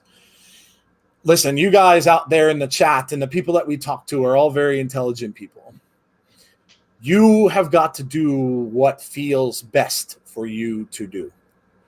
But all I can tell you is from experience, and from this experience I had with my football team, if you are at the point where something aggravates you so much, do yourself a favor and turn it off. Stop watching it, because listen, our time is limited on this planet. We are not here forever. We have a short time in the grand scheme of things here. Don't let something that you can't control run your life. Either way, don't do it. And what a lot of these negative folks that are spouting off constantly. I left a Facebook group this past week that I'd been in for almost 4 or 5 years, and it was a wrestling group. I left it. I quit it because all I saw on there was constant bashing of WWE. Constant. AEW is fantastic. They're so great. WWE sucks. Why is Vince McMahon doing this? Why does he always constantly do this stuff? See, to me, they're closet fans. You are pissed off because he didn't do what you wanted. what you wanted. And you know what, guys? That's not Vince's problem. That's not Triple H's problem. That's not Stephanie's problem. That's not WWE's problem. That is a you problem. You've got to lower your expectations and realize they are not entertaining just you. And if things don't go the way you want them to go, do yourself a favor and walk away. Because if you're expecting it to change after all of the years that it stayed the same and you're constantly disappointed, like me with the Cowboys over the last 25 years, if I was expecting it to change, it ain't going to change. It ain't going to change. And I'm confined to the fact that the Cowboys will never change until Jerry Jones is gone. Passes away, whatever the case might be, they are not going to change until he is gone because he is the catalyst up there. And maybe that's the way it's going to be with WWE and Vince. But if you don't like it, do something about it. Don't put yourself through the ringer with it. Don't go on social media and bitch constantly about it. It's not going to change it. Vince doesn't care. He's not listening to you. He's not just entertaining one individual. That's it. It's my little life lesson that I wanted to share with you guys. And yeah, I think you will find that if you really are that upset with a wrestling show, a company, whoever it may be, take a step back, separate yourself, and move on. There's plenty of other fish in the sea. And go and watch something else, and you'll probably find that you may be a little more relaxed and you may enjoy it a little bit more. That's it. Very well said, sir. Thank you, sir. Appreciate it. Very well said. You know, what I have to say really ties into what you said, but I'm going to go at it from a different perspective. One of the cool things about us doing this, you know, what this has turned into was the fact that, you know, you kind of came at it from a fan perspective, and I have, you know, experience in the business, you know, wrestling as an independent wrestler for quite a while. And, you know, at times I've had to kind of take a step back because I don't want to throw a bunch of jargon and a bunch of stuff from the behind the scenes aspect of the business, because I don't want to cloud anything for any fans or anything like that. So I try to just kind of keep it, you know, as generic and vanilla sometimes as possible, and just break down what we see and that kind of thing. And then sometimes I'll go a little bit deeper.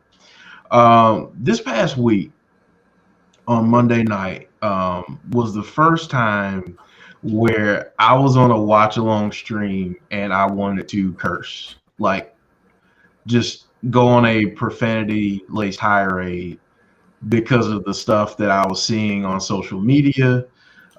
Because of some of the comments that were being made in our chat, if I'm being quite honest. And you know, I said, you know, what am I gonna say about it? What am I gonna do about it? So, you know, I kind of went back and forth, like, you know, am I gonna be a jerk and say, you know, a bunch of stuff and yell? And you know, I came to the conclusion that no, I'm not gonna do that. But what I want to do briefly is just kind of bring something to people's attention and then give a solution. You know, I don't want to talk about a problem and not offer a solution. So a lot of comments on Monday were talking about how Karrion Kross is now buried. How Keith Lee is now buried. Let me go back real quick. So Keith Lee had a match in which he was wrestling for the WWE title against the current WWE champion. Yes, it was his return. Yes, he returned in his home state. Did he win? No. Is he buried? No. Here's why. He had a match against the current champion in which he had an opportunity. He didn't win it. Now you go back to the drawing board. with that character. And you say, okay, now let's start you back here. Let's put him in a feud with Sheamus. Let's put him in a feud with, with some different people. He's not buried, okay? He's been away for a while. I'm pretty sure that this was the plan all along. Let's bring him back. Let's do something, here with this guy because he's a star. Now, I said this on Monday, and I'm going to say it here. Karrion Kross. It's not buried, folks. Here's why. Karrion Kross, the only way that he suffered his first loss in WWE was to have a face character pull a heel move, put his feet up on the ropes, and pin him. That's how Karrion Kross loses. It's not buried. This is an opportunity, just like Butterspark says here. This is an opportunity. The beautiful thing about this is whenever they decide to bring him to either Raw or SmackDown, he already has a ready-made feud with Jeff Hardy. He has an opportunity to do something that most people don't get to do. The other thing, and I forget if I brought this up, in a public forum or whatever, the other thing that they could be doing here is they could be getting all of these guys, Keith Lee, Karrion Kross. Heck, you could even throw Finn Balor into it, a couple different people from NXT. And now you have a faction that can say, you know what? You've wronged us. It's like you look down on NXT.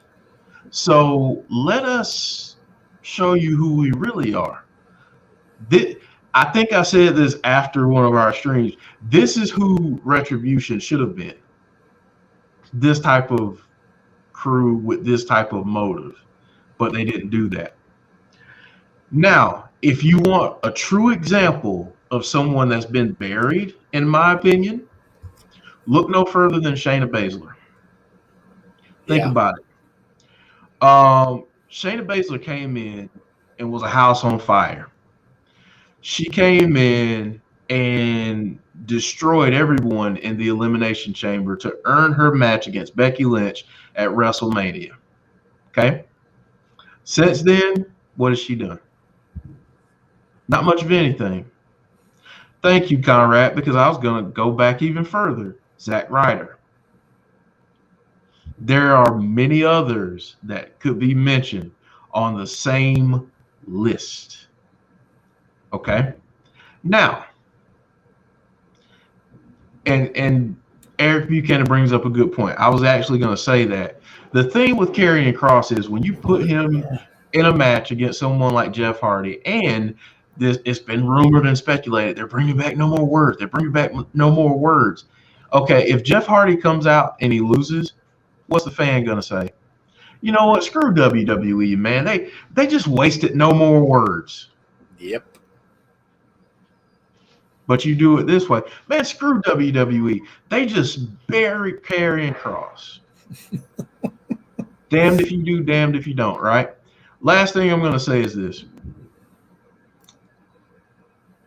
I think some wrestling fans, smarks, as a lot of people call us sometimes,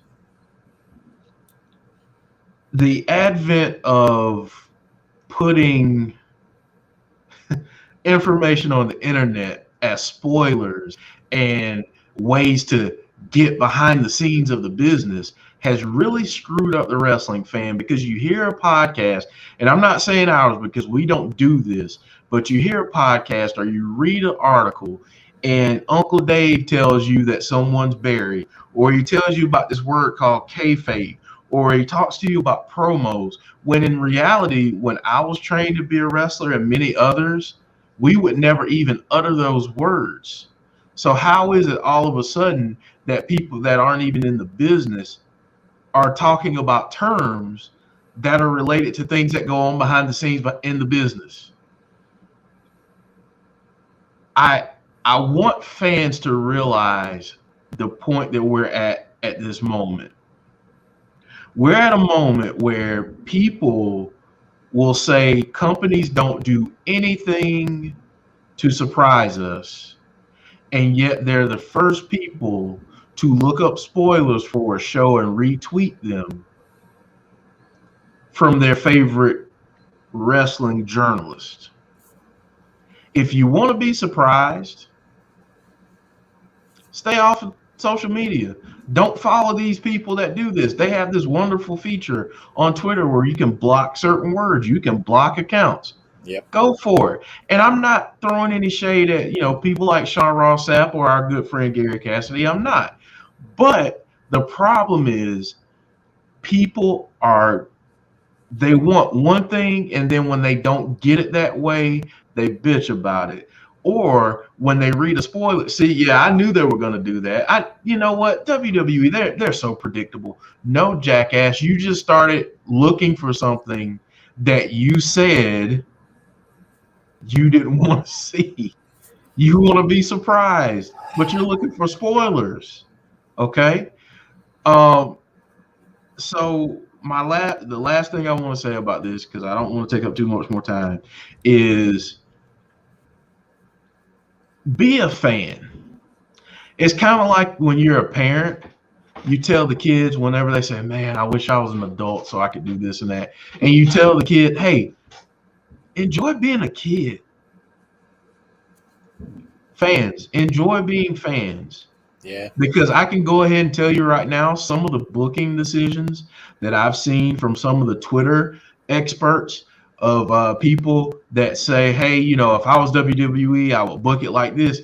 If you don't have a job with WWE, then chances are they don't want to hire you because you're not a booking expert. You don't have wrestling experience. Sitting in front of a TV watching wrestling doesn't make you an expert. Reading articles on Twitter or social media doesn't make you an expert. It makes you a fan that wants some behind-the-scenes knowledge. But having said that, enjoy being a fan. Go back to the days of where you could be surprised by wrestling, because those are the days that were so magical. Those were the days when wrestling felt special to a lot of people because you didn't know what was coming. Enjoy doing that, because once you start to take that bait where you go outside of that, you're going to ruin it for yourself. And I'm done. Great points, man. Absolutely. Absolutely. And I'll just say one last thing and back that up. Have you ever let a critic compare it to a movie? And I know you guys all have different tastes, different movies that you probably watch and stuff like that. Think about this. Have you ever read a movie critic's review of movies? I'm sure a lot of you have done that. You get an idea. Let me go to Rotten Tomatoes and let me see who's saying what about this particular movie. Have you ever let that stop you from watching it? I've never done that. I've never done that. Because the way I look at that is, who are they to tell me what I'm going to like? Who are they to say to me what I'm going to like? They're a different person than me. So maybe they think something sucks that I really enjoy, right? So don't tell me what to go and watch. And I don't. I will watch something, and many, many times I will love it. I will absolutely enjoy the hell out of it. And this person maybe hated it and thought it was the worst thing out there. You're depriving yourself of a lot of things in life that are fun because you're listening to someone else's opinion, and that is totally coming from them, and you have no idea what the reasoning is behind it. You don't know if they're being genuine and they genuinely hate it. You don't know if they have a reason, and this alludes to what I talked about, that they may hate something, i.e. not happy with things that WWE did in the past. You don't know what their reasoning is, or it could just damn well be for money. They might just be doing this because it lines their pockets. So, yeah, don't let other people ruin it for you. Don't let people ruin your own enjoyment. Enjoy what you like what you like, and don't even feel the need to go on Twitter or whatever, Facebook, and defend it. You like it. It doesn't matter who else does.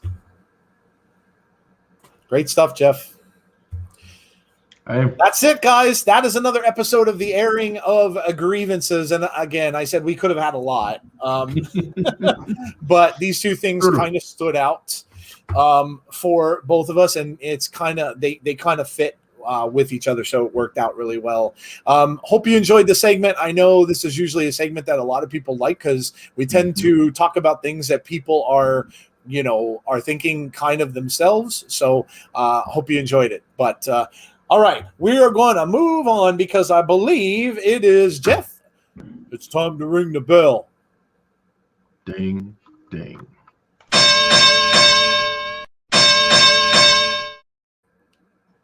All right, it is time for our debate segment. And this, if you haven't ever joined us before, is called Sell or No Sell. We pick a topic, we discuss, we decide whether we're going to sell or no sell. Sell means, of course, we like the topic, we like what it says. No sell, of course, means we did not like the topic. So let's get underway. Topic number one, it's a good idea to have a combined heavyweight title for several promotions. Jeff, go ahead, man. You started out. Sell or no sell? And I got a shout out Mike from Facebook who gave us this topic during a watch along. So thank you, Mike. Awesome. Thank you, Mike. I'm going to let's turn the volume up. There you go. I'm gonna no sell it because I like the fact of thinking. I like the fact of different companies having their own thing. Would it be great to have that in addition to Scott? Basically, if we agree with it, then that's a sell. If we disagree with it, then it's a no sell. No sell. Yep. Just to explain it. But yeah, I mean, I like having separate belts. But maybe if everyone worked together nicely in the sandbox, would it be cool to maybe have a belt that kind of signified everything? Sure, but for me, with this one, I'm going to go no sell. What about you, Joe? Yeah, I'm going to agree with you. I'm going to go no sell for now, because here's the thing. The Forbidden Door thing is just starting to open up between these companies. And like you said, maybe somewhere down the road, if we get more of this stuff happening between a lot of other companies, and who knows, guys, maybe WWE opens up. And maybe they start to work with some other companies as well, and we start seeing it become a more common thing. Maybe at that time, then that would be the time to do it, because then you're almost talking about kind of like the old territories used to be. And maybe if that kind of happens, now I don't know if it will, because we live in a different age, and money is the thing and stuff like that. So I don't know that it's ever going to, but no sell, yes, for now, with all the same reasons you said, and the people in the chat are saying itself. It seems like a lot of them agree. A lot of them are no selling it also. But like I said, if this does continue and goes down the road, then maybe at some point down the road, it would be kind of cool to have. But I agree with it for right now. No sell it as well. Yep. And a lot of people are saying that. No sell says Chad Schrader. No sell said Chris. No sell said Conrad. No sell says Alicia. Scott says, I like the NWA belt idea, so I say sell. Okay. I could go either way, like with New Japan and Impact, but no sell. Okay. All right. Let's move on. All right, man. So next one, topic number 2, Kiera Hogan's perfect destination, Joe, is NXT. Sell or no sell? Yeah, if you didn't already know, Kiera Hogan has left Impact. We heard that announcement this past week, and sad, of course, to see her go. Is her perfect destination NXT? Yes, I will sell this. And I'll sell it for a couple of reasons. One, because NXT is considered to have one of the best, if not the best, and some will argue that, women's division in pro wrestling. So for her to go there and add to that, we've already seen what Taya Valkyrie's doing, coming over from Impact there, and it looks like they're going to have a big spot for her. I would think that they would kind of do the same thing with an athlete of Kiera Hogan's caliber. So that's why I would say sell it. I don't really think, listen, if she goes to AEW, she's she's a small fish in a big pond there, I think. And I don't think she'd get a whole heck of a lot of attention. She'd be put on AEW Dark probably, but again, you're loaded with people on that show already who don't get enough time on the main shows. So I think she would just get added to that. And they've got some of their own people that they really still need to push even more. So yes, I think NXT is a place for her to go. Jeff, what about you? I'm gonna agree with you. I think this would be a great place for her to go. It would get me closer to seeing her and Sasha Banks in a ring, since we know they had a little dust up on social media a while back. So, I'm petty at the moment, so I kind of want to see that play out at some point. But I think, honestly, if you're NXT, you have to replenish your roster once all these call-ups are made. And if you're Kiera Hogan, it gives you an opportunity to be seen by a much larger audience. AEW would be a great place to go. Ring of Honor would be a great place to go. I'll be honest with you. If NWA still had the same following that they used to have, I'd say NWA, especially with some of the other people that are there on the roster right now. But I gotta say, I'm selling this one because I think it really is the best destination. But we'll see. Ultimately, her choice. But I'd love to see her in NXT. Yeah, I agree. And I think the chat is agreeing. Alicia says sell. Chris says sell. It would be big, but I don't know why. I don't know. I say no sell, says Dylan. No sell. She's going to AEW, says Mike. Sell, says Alexa Bliss Gamer. Can't say. Don't know a thing about her. Fair enough. Jason says sell. Only if they continue to build the women's division up and not misuse it. You already know what I'm going to say. Sell, because Kiera Hogan is a peach, and I think she'll fit well in NXT. Tazzy probably agrees with you if I had to say. Probably. Big Dan says sell. Kiera should be on Mr. L's radar. AEW will be iconic soon. Yeah, that's another group that we haven't seen anything out of yet, are the Iconics. So, yeah, I said that from the very beginning, Big Dan, that they're probably going to end up in AEW. So we'll see. All right. What's our last topic in this week's Sell or No Sell? All right, man. Well, given the recent signings, not just the two rumored ones, but AEW's recent and potential signings make them the best wrestling promotion right now, sell or no sell. And this is in here for a reason. So this is a tough call because they have signed people recently. People are getting brought in there a lot. And now you're going to add two more possibly to the list. Does it make them the best wrestling promotion? Well, I'm going to say no sell. And I'm not even going to really even come out and name who the best one is, because that's not what the question's about. I'm just going to say that there's a lot of other stuff out there who has very, very talented people. So, and remember, that's a loaded question. Best wrestling promotion overall, that's not just men, that's women as well. And you just can't say that about AEW. So if you're taking half, you're half of the focus away, which is the women's division, and you're saying that that's not up to par, then you can't say that they are the best promotion. They're signing, these current two signings are both men. So will it make them watched, I guess, is the question? Sure. And yes, listen, just because of the rumors with Punk, that pay-per-view is going to be probably one of the most watched pay-per-views of the year because of the following that CM Punk has. But best promotion, no, I don't think so. That it's too big of a thing because you've got Impact, you've got New Japan, you've got ROH, you've got GCW, you've got MLW, you've got WWE and NXT. There's just too much.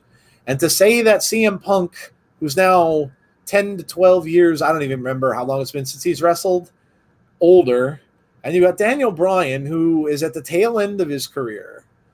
this isn't 10 years before. So no. Go ahead, Jeff. Oh man. I'm gonna say no sell. And I don't think that's a bad thing. I want people to understand this. AEW is great, but signing a bunch of people doesn't make you the best. You can have all the talent in the world. Just ask the Golden State Warriors a few years ago that played Cleveland in the NBA Finals. They had what record again? And what happened again? They were up by how many games in the finals? And what happened? You can have all the talent in the world and it doesn't make you the best. I still think, in my opinion, AEW still has some work to do. But again, Eric Buchanan, you can never say anything is the best when options exist. And that's the reason why I put this on here, is because honestly, it doesn't really matter who's the best. Yep. The best is what you deem to be the best in your mind, what you enjoy the most. So if you are an AEW fan and you think that everything they've done is just great, to throw an old term out there, if you think it's just the bee's knees, then hey, have fun with it. Yep. If you think that AEW stinks and they do too many high spots and you think they do too many finishers throughout the match and that kind of thing, then it's not for you. And you're never going to agree with someone that says AEW is the best. So I'm going to say no sell, but it's not shade. It's because we have options. Yep. And anyway, Impact is the best anyway, so screw that. I'm just playing. And again, that's our opinion, and that's the whole thing. That's what he's trying to say. Like, it's our opinion, and it's everybody's opinion. You're going to pick out whatever it is you like. So who cares? It doesn't really matter. If you think that CM Punk is the best wrestler ever to walk the planet, and you can't wait till he comes back, and you are thrilled that he's going back to AEW, awesome. Exactly. Awesome. Yeah. All right. Very good. There you go. That is sell or no sell for the week. And we are on to a little segment we call What to Watch For. This one is really interesting for me again, too, because I've never seen this before. I think this is a really cool idea. WWE kind of played with this a little bit with the whole Facebook tournament that they did. This is a men's and women's it's a mixed tag event, I'm guessing, Jeff. Mm-hmm. Is that what it is? Yeah. Yep. So, and this is coming up. This is like this week. So we will be doing this. This will be next Saturday. So obviously this show that we have right now will not be shown next Saturday. We will instead be doing Homecoming. So this is really cool. We didn't really hear anything about it last week on Impact. I kind of thought we'd get a little more on it, but I guess they're kind of keeping things off the cuff. They're not really talking about it very much. Maybe they will this week on Impact. We'll see. But this is something different, and it's fun to watch different things sometimes. So I'm looking forward to this. If you're an Impact fan, make sure you come out and check it out with us next Saturday. Again, something different, something a little not so run-of-the-mill with the mixed tags. And, of course, there are some great women wrestlers in that Knockouts division, and it's going to be interesting to see who they team up with and where this goes. But I think it's cool. Something completely different, man. Yeah, we're going to see who the Homecoming king and queen are. Queen, yep. Which is cool, which is a cool concept. If you haven't seen any of these in the past, I do this all the time. Go on YouTube and check it out. I say that all the time because honestly, if you really want to learn about something to be educated, that's the best way to do it is go research it and and see if it's something that interests you. The other thing that I would say is, and Impact doesn't give us a dime to do anything that we do, but if you're an Impact fan, I would say getting their YouTube membership is 99 cents for the first tier and $4.99 a month for the other. just for all of their old pay-per-views and all of their exclusive content. They're going to be doing some new shows. Josh Alexander's going to have a show on there. Sammy's going to have a show. The Good Brothers are going to have a show. I mean, it's going to be good. But yeah, go get a membership for them. But yeah, I can't wait to see this. Honestly, I'm so excited to see this. And honestly, it's crazy because it's like you just take a deep breath from Slammiversary, and then all of a sudden, wait, what? We got this now? Oh, yep. Wow. So yeah, I'm excited to see this, and we'll see how it plays out. And we will be there next Saturday night at this time. So, of course, we'll be starting. If it starts at 8, like those usually do, we'll be starting around 7:30 p.m. Eastern Standard Time. So, come on, it should be fun. Again, another fun wrestling event, which is kind of a theme, I think, today. So make sure you come out and check it out. But, all right. Moving on, we've got our relatively new segment that we just started on the show not that long ago. This is called Book a Wrestler, our Book a Wrestler segment this week. And we're doing a little bit of a tribute to a show that we restarted this past Friday. And that is called The Hot Tag. And of course, Brandy returned to do the show. Very glad she's back. If you guys didn't happen to listen to it, it was a fun time. I got to listen to the end on my way home from work. What that is we talk about classic wrestling. And that's Brandy and Jeff. They pick a wrestler. They talk about that wrestler. And Brandy's got a lot of extensive knowledge on classic wrestling, a lot of memories of that. And she loves to share them and talk about that with you guys. So make sure you check that out. That's going to be every Friday at 6 p.m. Eastern Time. And this week's Book a Wrestler just happens to be the same wrestler that Jeff and Brandy talked about. And that is, Ron Simmons. So our Book a Wrestler is Ron Simmons this week, Jeff. I heard some of your guys' ideas because there were some questions about that on the show and how you would have him booked. So go ahead, Jeff, and book Ron Simmons. So for me, and I think I shared this, but as a young black boy growing up in the South that loved wrestling, seeing Ron Simmons defeat Vader back in the day was huge for me. It's one of the reasons I wanted to become a professional wrestler and go through all the training and do all of that is because of him. So obviously, I'm going to be hella biased when I'm saying what I'm about to say. I think I would have him as my heel champion. So think Bobby Lashley, but Ron Simmons. That's what I would have. I would have him just destroying every single person in his wake. I would have him slapping the crap out of people.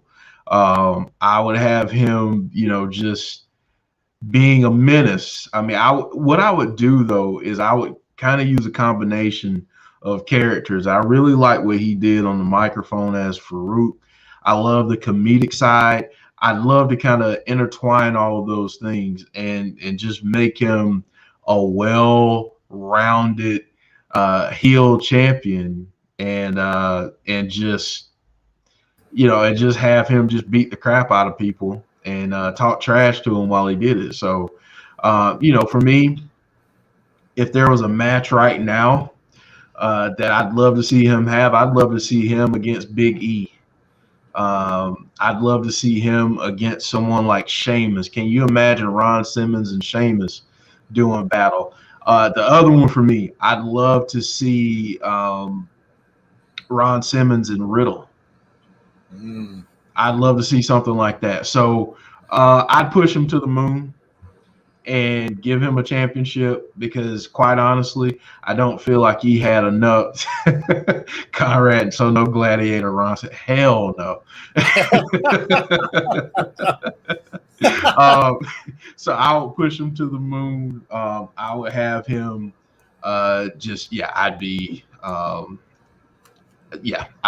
push him and have him be that guy and give him multiple championships like he should have had, because he definitely should have had multiple individual championship reigns during his wrestling career.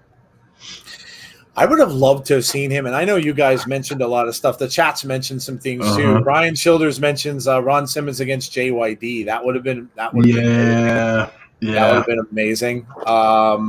Let's see who else is WWE Championship match against Lashley. Him against Lashley would be awesome. Give him a title run during '89. Let's see what else people are saying. Alicia asked where you can watch Impact. It is free on Twitch. So you just have to make a Twitch account and you can check it out every week. Conrad says, I will never forget it. In Baltimore 92, I was at that WCW event. It took place in August. Ron versus Sting is money. Ron versus Sting would be cool. Lashley would kill Simmons. I have another one, Jeff. Mike, okay. I'd push Ron as a heel and give him a very long reign. He'd lose the belt to Flair. Eventually, then Flair would lose to Hogan when Hogan shows up. I'd love to see Ron Simmons, Randy Orton. I would have loved to have seen this guy, because I would have loved to have seen him being built up as the face and take him out because I hated the dude. Don Morocco. I would have loved to have seen him against the Magnificent Morocco during Morocco's long title reign that he had with the Intercontinental Championship. Because Morocco, oh God, I hated him. I absolutely hated him. And I would have loved if he wrestled back in that time too, to be with Rock's dad. I know Rocky Johnson and of course Tony Atlas got together, but him and Ron Simmons would have made a spectacular team. I just think the two of them would have played off each other well, because Rock's dad had he had more of the charisma, more like his son was, and Ron Simmons more the serious guy and stuff like that. So I think they would have played off very well as a tag team also. But yeah, seeing him going up against Morocco, I think would have been fantastic, and I would have loved to have been rooting for him during that time. And then I know you guys made some comments on what you'd like to see him, and Jeff made a couple comments of doing some modern things. You guys mentioned like how you'd like to see him be valets for certain people. I think you mention Big E. I think Big E was, that's an interesting thought. Yeah, if he was still around and he was doing things like that, yeah, I mean, he'd be like a great mentor for Big E, because again, get him to be a little bit more of that. You see Big E, and when you think of Big E, you think of the New Day right away, and you think of that very fun-loving dude, comes down, but this guy, if he was his manager, coach, whatever you want to make him, give him that little bit more of an edge. He'd get him a little bit more mean, a little bit more nasty, I think. And I think Big E could use that in a certain way. So, I love this dude, man. Even when he was part of the APA, and again, that was toward the tail of the end of his career, and what a lot of you guys in the chat may remember him most for. But he was an absolutely fantastic wrestler even before the APA happened. But he was great in that, and of course, him and Bradshaw were fantastic together. I happen to be, and I'll tell you a little story quickly about him. I happen to be in a bar with a bunch of friends. And it was right after, and they had a wrestling show in the arena that is in our area. Farouk and Bradshaw, of course, Ron Simmons and Bradshaw, ended up in the bar, and literally for the next 3 hours bought drinks for the entire bar the rest of the night. So two really cool guys. They were going around from table to table, and I got to shake hands with both of them, which was amazing. They both came over and said, "Hey, how you doing? How's it going?" Both very, very, very nice guys. And the fact that they did that for a whole, and let me tell you, the bar was packed, and bar restaurant place, and it was packed. And the fact that they did that was, I mean, really, really pretty cool. So, but listen, guys, if you like this kind of thing and you're into wrestling as a whole and you like the classic wrestling, please join us every Friday at 6 p.m. Eastern Standard Time. That is with Jeff and, of course, with Brandy. And they will talk all about people like Ron Simmons, and they pick other wrestlers. Of course, Brandy's always interested in what you guys want to hear about too. So let us know that. You can send us DMs. You can, if you want, you could send us a tweet and put at hot tag hashtag hot tag in the tweet. That way we'll know. You can send us messages on Facebook, whatever it is you want. But if there's a classic wrestler you want them to talk about, let us know. So, all right, there you go. That is our Book of Wrestlers segment. And we're getting close to the end of our show. That can only mean one thing. It's time for the lighter side of the ring, because this is how we end the show every week. We end on a lighter note. We have Jesse Calynn. Favorite moments. Yep. Favorite moments. Oh, I'm sorry. Jeez, I'm passing right over the favorite moments. Okay. Yeah. Yes. We have our favorite moments first. So this is going to be extremely difficult. That's all I'm saying. Yes. Hey, how do you pick 3? Guys, let us know in the chat. And again, I know this is going to be hard, but what were your favorite moments of this past week? There are a ton, so many of them. And it's going to be hard to just pick 3. But let us know what your 3 are. We'll read them out as we're doing ours. Jeff, go ahead, man. Start with number 3. First, before I go for it, Alicia's asking who won the meme challenge.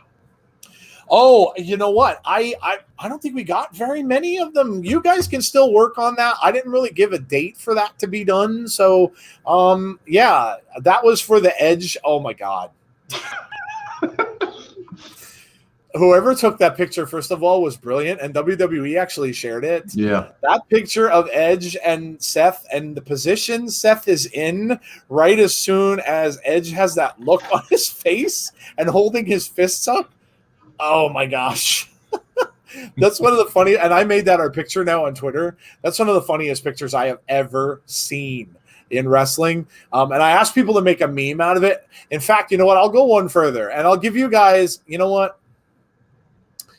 Since a lot of you may not have seen it because I did put it out there late at night. So I'll tell you what I'll do, Alicia, if you made one. Let me go a step further, and you guys can show me your talents. Make a GIF of it instead. Ooh. Make a GIF of that instead. Find the footage. I'm sure you can. It's out there. And make a GIF of it. And then you can send those to us wherever. You want to send them to us via Twitter, Facebook, however you want to do it. I know you guys are all good with the computer stuff. Make a GIF of it. Send that in. And we'll run, I don't know, we'll run some kind of a little contest for it. And we'll pick one. And then we will throw that out for everyone to see. Let everyone know that you did it. And we'll figure something out. Maybe, I don't know, maybe we'll give you like a couple of minutes on the show. Maybe we'll give you a couple minutes on the show. We'll do something like that. We'll figure it out. We'll come up with some kind of prize. Make a GIF of it, though. And I'll give you we don't have this show next week. So I'll give you, you know what? Let's just make it. We'll make it easy. Let's just make it the next time we come on this show. So I'll give you 2 weeks. I'll give you 2 weeks. So you'll have this coming week and then the following week, and then we'll be back that following Saturday. So you'll have 2 weeks to do it. So 2 weeks, take that picture of Edge and Seth, make a GIF out of it, and we'll pick the winner. Okay? We'll do that. There you go. All right. Go ahead, Jeff. What's your number 3? My number 3, and this is difficult, but my number 3, moment of the week. And I just settled on this like 15 seconds ago.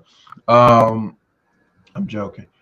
It was Lance Archer beating John Moxley in that match to win the IWGP US title. Man, what a match. I enjoyed it. Yeah, there's really nothing else I can say. I'm glad that Lance is getting the opportunity to do more. This will give him a great shot. So yeah, that was my number 3 for the week. My number 3, Paul Heyman. I say this a lot, but anytime someone can make me laugh during a wrestling match is phenomenal, and especially from Paul. Paul's been brilliant with this whole thing with Roman. The way he stands in back of him and just kind of holds that title in the way that he does, you just watch that man's facial expressions. Paul is such a benefit to that show. He's always, you guys know, he's always played that slimy, creepy manager and stuff like that really well. But that thing with the Cena song was absolute fire. Who I don't know if he came up with that himself. I kind of bet he did. That was fantastic. I absolutely loved that, and I could have easily been my number 1, but there was just too much. But that was absolutely phenomenal. I absolutely loved it. Let's see. Alexa Bliss Gamer says Alexa hypnotizing Zelina, Alexa's Playground, and John Cena's return. 2 Alexa's things. Well, of course. Big Dan says his number 1 is Nikki. Number 2 is Edge versus Roman. Number 3 is Cena's return. Conrad says Nick Gage versus Matt Cardona. Okay. Wow. All right. That pick is priceless. Yeah, it absolutely is. Hilarious. Azan says GCW last night. Okay. You should cover Andy Kaufman's career in wrestling on Hot Tag. Ooh, that's a good one. Noted. That's a good one. Thanks, Scott. That's a good one. Third for me was Roman's promo on SmackDown. Second was Tony Storm's debut. First was Nikki winning the championship. Coog says, what does Coog say? I think I just passed it up. Hey, where'd you go? Kenny Omega versus Sami Callihan, main event at Slammiversary. That was fantastic. I never thought a pizza cutter, I could see a pizza cutter being used that way. And I'll never look at a pizza cutter quite the same way now either. I might start cutting my pizza. You remember the movie Cobra with Sylvester Stallone, Jeff? I may start cutting my pizza with scissors, like he did in Cobra from now on, because I may never look at one the same way. Triggers and pizza cutters. Holy crap, what a match it was. Max versus Archer. Wasn't even a real Texas death match. They didn't follow the rules. Nick Gage versus Matt. Switchblade at Slammiversary. MLW Battle Riot 3 and Archer versus Mox. Good stuff. Good stuff. Paul singing is the best. Hey, I'm back, says Gust. What's up, Gust? Bound for Glory with all federations. Lance Archer and a three-way tie with Heyman, Cena, and Roman promos. Keith Lee's return, says Alicia. Nikki winning the belt. John and Riddle with Bro. Couldn't stop laughing. Good one. Yeah. Biggest shocker of the show is coming, and Joe and Jeff have no clue what it is. The biggest shocker of the show is coming. We don't have any clue what it is. Okay. Alexis Playground, Paul Heyman mocking John Cena's theme, Jericho versus Spears. Okay, Jeff, what's your number 2? All right, man. Number 2 for me, I'm a little biased, but I really don't care. Big E winning the Money in the Bank. That for me was such a great moment, special moment. So that was my number 2. I thought it was just absolutely fantastic. Yeah, absolutely. Absolutely. All right. My number 2, man. Again, there's so many. It's so hard to pull off just one. I'm gonna say the Jay White thing for me, because again, it's something new for me. I knew of him. I knew who he was. Just really never expected to see him there in particular. So it was a shocker, and calling that was a shocker as well. So yeah, that the number 2 for me was Jay White showing up and then showing up again on Impact and kind of seeing exactly who he is, where he's coming from, what he's going to do there, was just really exciting for me. So that is my number 2. All right, Jeff, what's your number 1? All right, man. Number 1 for me, I'm going to cheat here. It's 3-way tie. Oh, okay. So number 1. Well, let me start with C. It doesn't really matter in which order. C was just honestly Slammiversary as a whole. It was phenomenal. It was great seeing Jay White show up. Seeing Chelsea Green back in the ring, that was great. No Way Jose, Thunder Rosa. The crazy match that we got in the main event. Great stuff. B, I guess, would be AEW signing Thunder Rosa and officially making her all elite. That's great. That was a great, great thing. And I'm so happy for her. And then A, for me, Nikki cashing in, becoming the Raw Women's Champion after people use that word for her for so many months. So they did. She was gone for a while. Yep. Absolutely. Good stuff. Good stuff. I can certainly just repeat everything Jeff said. Everything was fantastic. This past week, like I said, guys, I told you all that when everything kind of got back to normal a little bit, we'd start to see amazing stuff. And ironically enough, that's my number 1 of the week. The fans being back in the buildings. everywhere.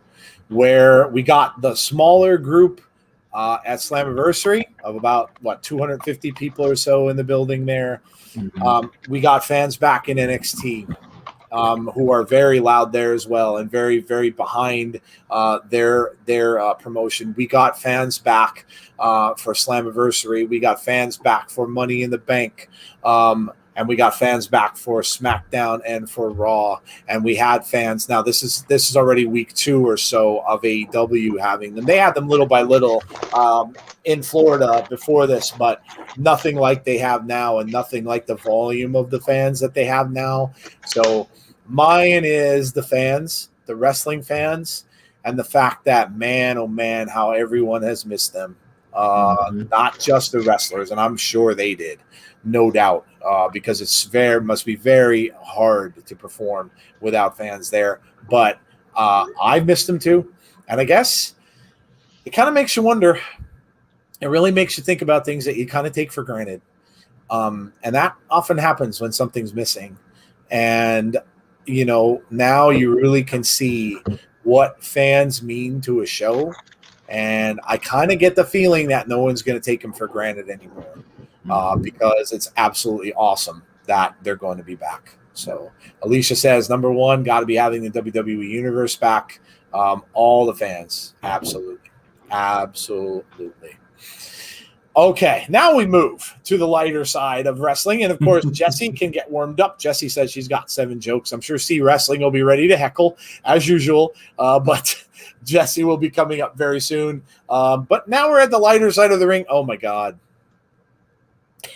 We talked about this a little bit earlier. This was absolutely priceless. Sometimes you just get a moment where you don't know what's going to really happen or what's going to come of something, but this was hilarious. You saw the two of them, Sting and Orange Cassidy, kind of face off for the very first time, and then they both were doing. You see the little shin kicks from each other, and oh my gosh, this was absolutely priceless. Here's the funny thing with this. I really wonder, Jeff, if they planned this, if this was written in, or if this was just impromptu. Because it almost seems to me like it could have been. Like they could have just been out there, and who knows, maybe they did go over it a little bit and stuff like that. But I don't know. I thought this was a fantastic moment, and this is one of those things where it just gets you to chuckle. And I thought this was really, really good.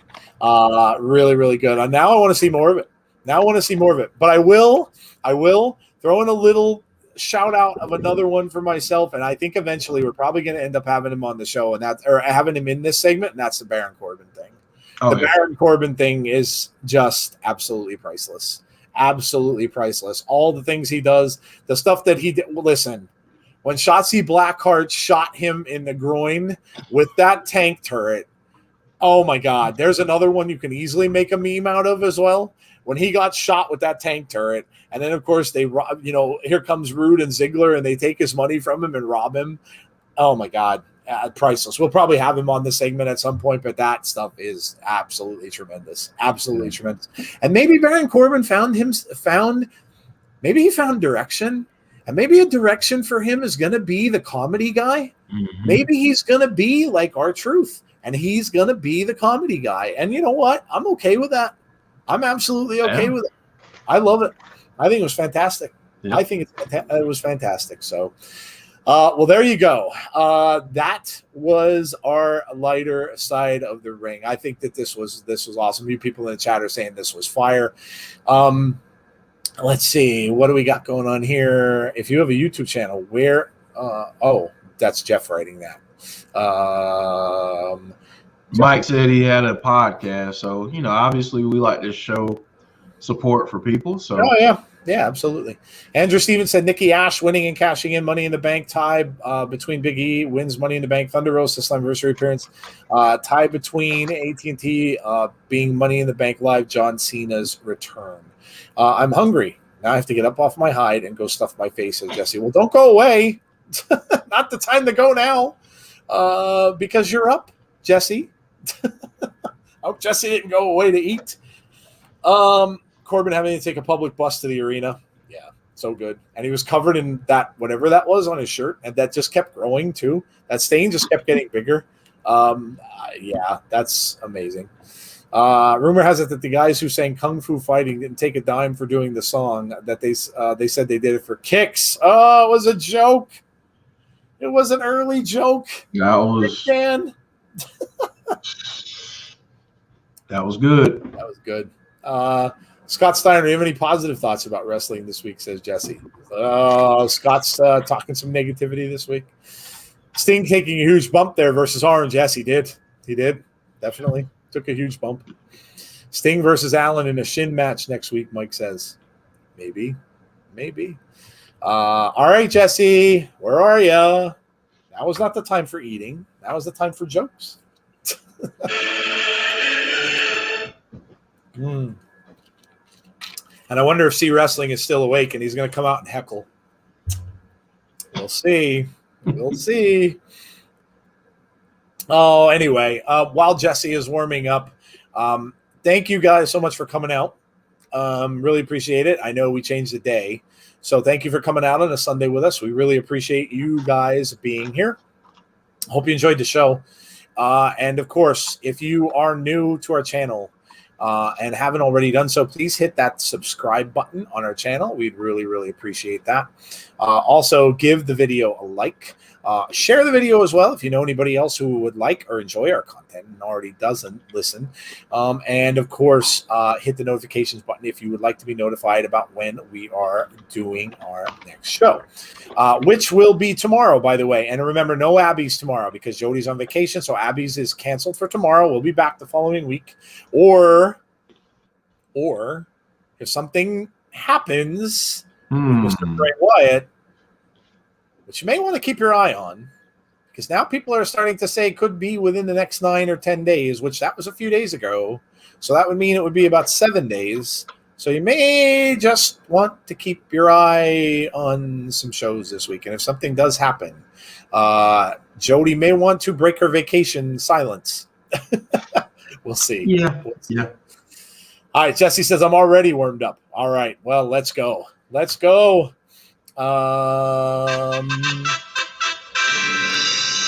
did Sean say? What did Sean say? Something. Sean Crusade said something. I didn't see it. What did Sean say? Jeff and Joe. Robbie Brookside surprised Nikki on the bump and made her cry. Oh, that's cool. That's awesome. Very cool. All right, Jesse, you're up. It occurs to me that the best way you hurt rich people is you turn them into poor people. Okay. Okay. All righty. Well, that's Azan's thought for the day. It's 3:25 a.m. I should be asleep, but I love this show, says Alicia. Well, we appreciate it. Thank you for staying up. The Coug says, what did one butt cheek say to the other? Together we can stop this shit. LOL. Nice. All right. Jesse says, forget that, LOL. We only get one life. Be loyal to people and things that matter, not a show that you no longer enjoy. All right, Jesse, I'm waiting for the jokes. Let's roll.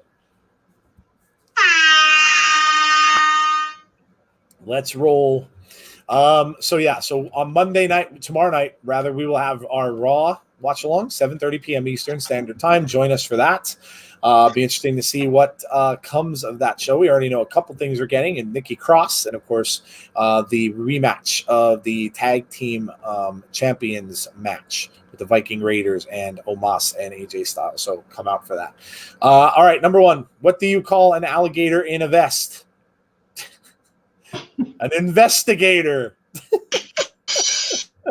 Wow, that's good. Okay. All right. I liked it. That was cute. A cute joke. All right.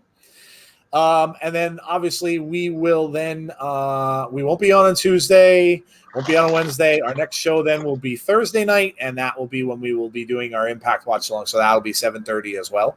7:30 seems to be our time now, so it makes it easy. So 7:30 p.m. Eastern Standard Time for Impact Wrestling on Thursday, and then we're right back again on Friday for our SmackDown watch along at 7:30 p.m. Eastern Time as well. So, and then of course next Saturday we've got the pay-per-view on Impact Plus. So if you want to check that out with us, make sure you get Impact Plus. All right, number two. Friend just told me since it started raining. All my wife has done is look sadly through the stupid window. If it gets any worse, I'll have to let her in. That's good.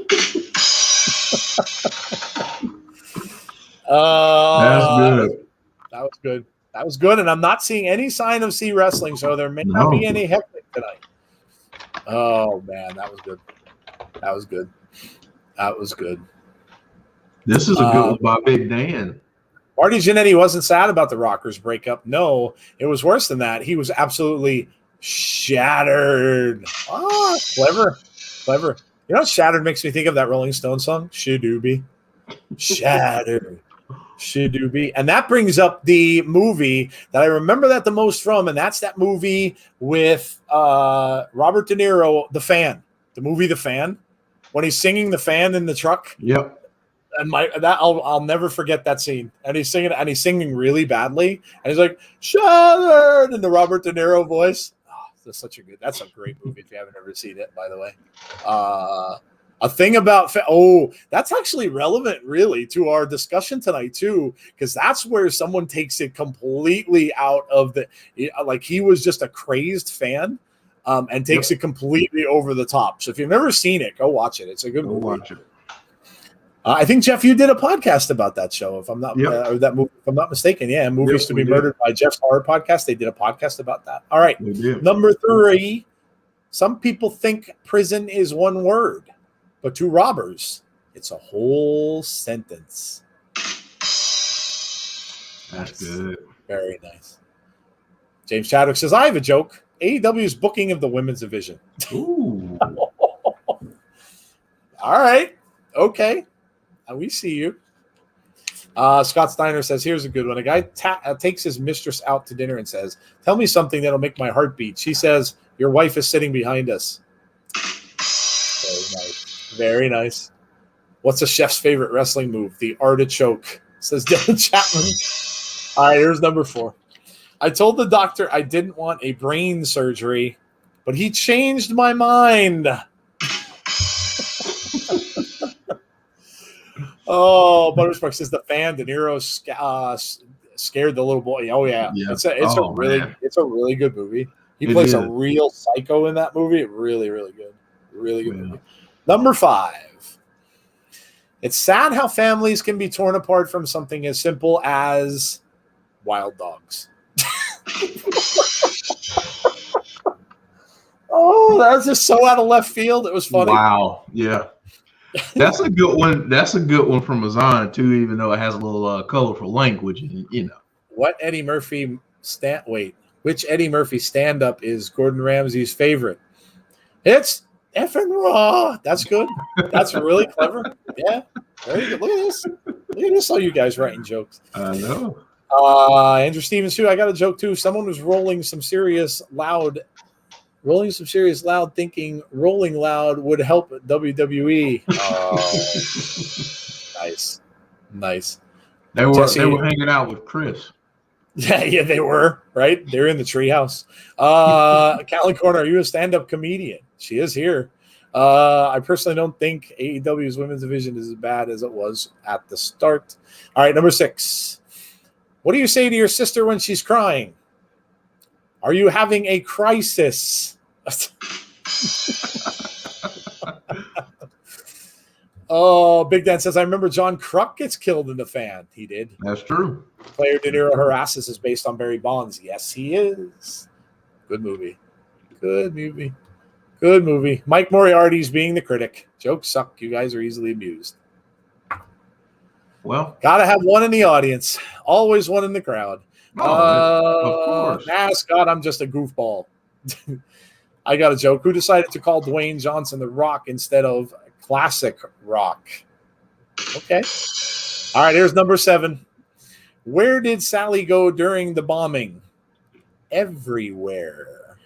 Ooh, wow. That's a little morbid one to end on, but okay. There you go. All right. All right, guys, we are done for Sunday night. Again, lots of stuff to go over. Thank you very much for being here with us. We really, really appreciate it. Thanks for all of the subs to the channel. Thank you all coming out for the watch-alongs and stuff like that. It's been amazing. The fact that we're over 1,900 subs is pretty stunning, considering how long it took us to get to. It took us a lot longer to get to 1,000. So. And we're already getting close to 2K is pretty amazing. Big Dan did remind us we owe you guys a watch along. We know we owe you guys one from the 1K, which we promised the Classic Impact watch along. So we will do that. We just have to figure out a day. So we will definitely get that for you. We will do that, and then we'll have to figure out what we want to do for 2K. So. Think about it. Don't forget to get that GIF out for us as well. Send that along. You have 2 weeks, so no hurry, but make sure you send that over to us in the next couple of weeks. Good podcast, guys, says Brian. Thank you so much, Brian. Appreciate that. Jason says, see you tomorrow. Jeff and Joe will see you tomorrow for Raw. When C and Chris do it, they're my friends, and they're just joking. I don't even know this dude. Conrad says, I respect your grind. Thank you, Conrad. Conrad's always part of our Impact show as well. So come over. And again, check out Conrad's show. Does good stuff over there as well, especially if you're an AEW fan. So, yeah, that's it. We'll be back tomorrow night, 7:30 p.m. Eastern Standard Time for our Raw Watch-Along. All right. From Jeff and from myself, have a great rest of your Sunday night, guys. Stay safe as always, and hopefully we will see you all for our next show. Good night, everybody.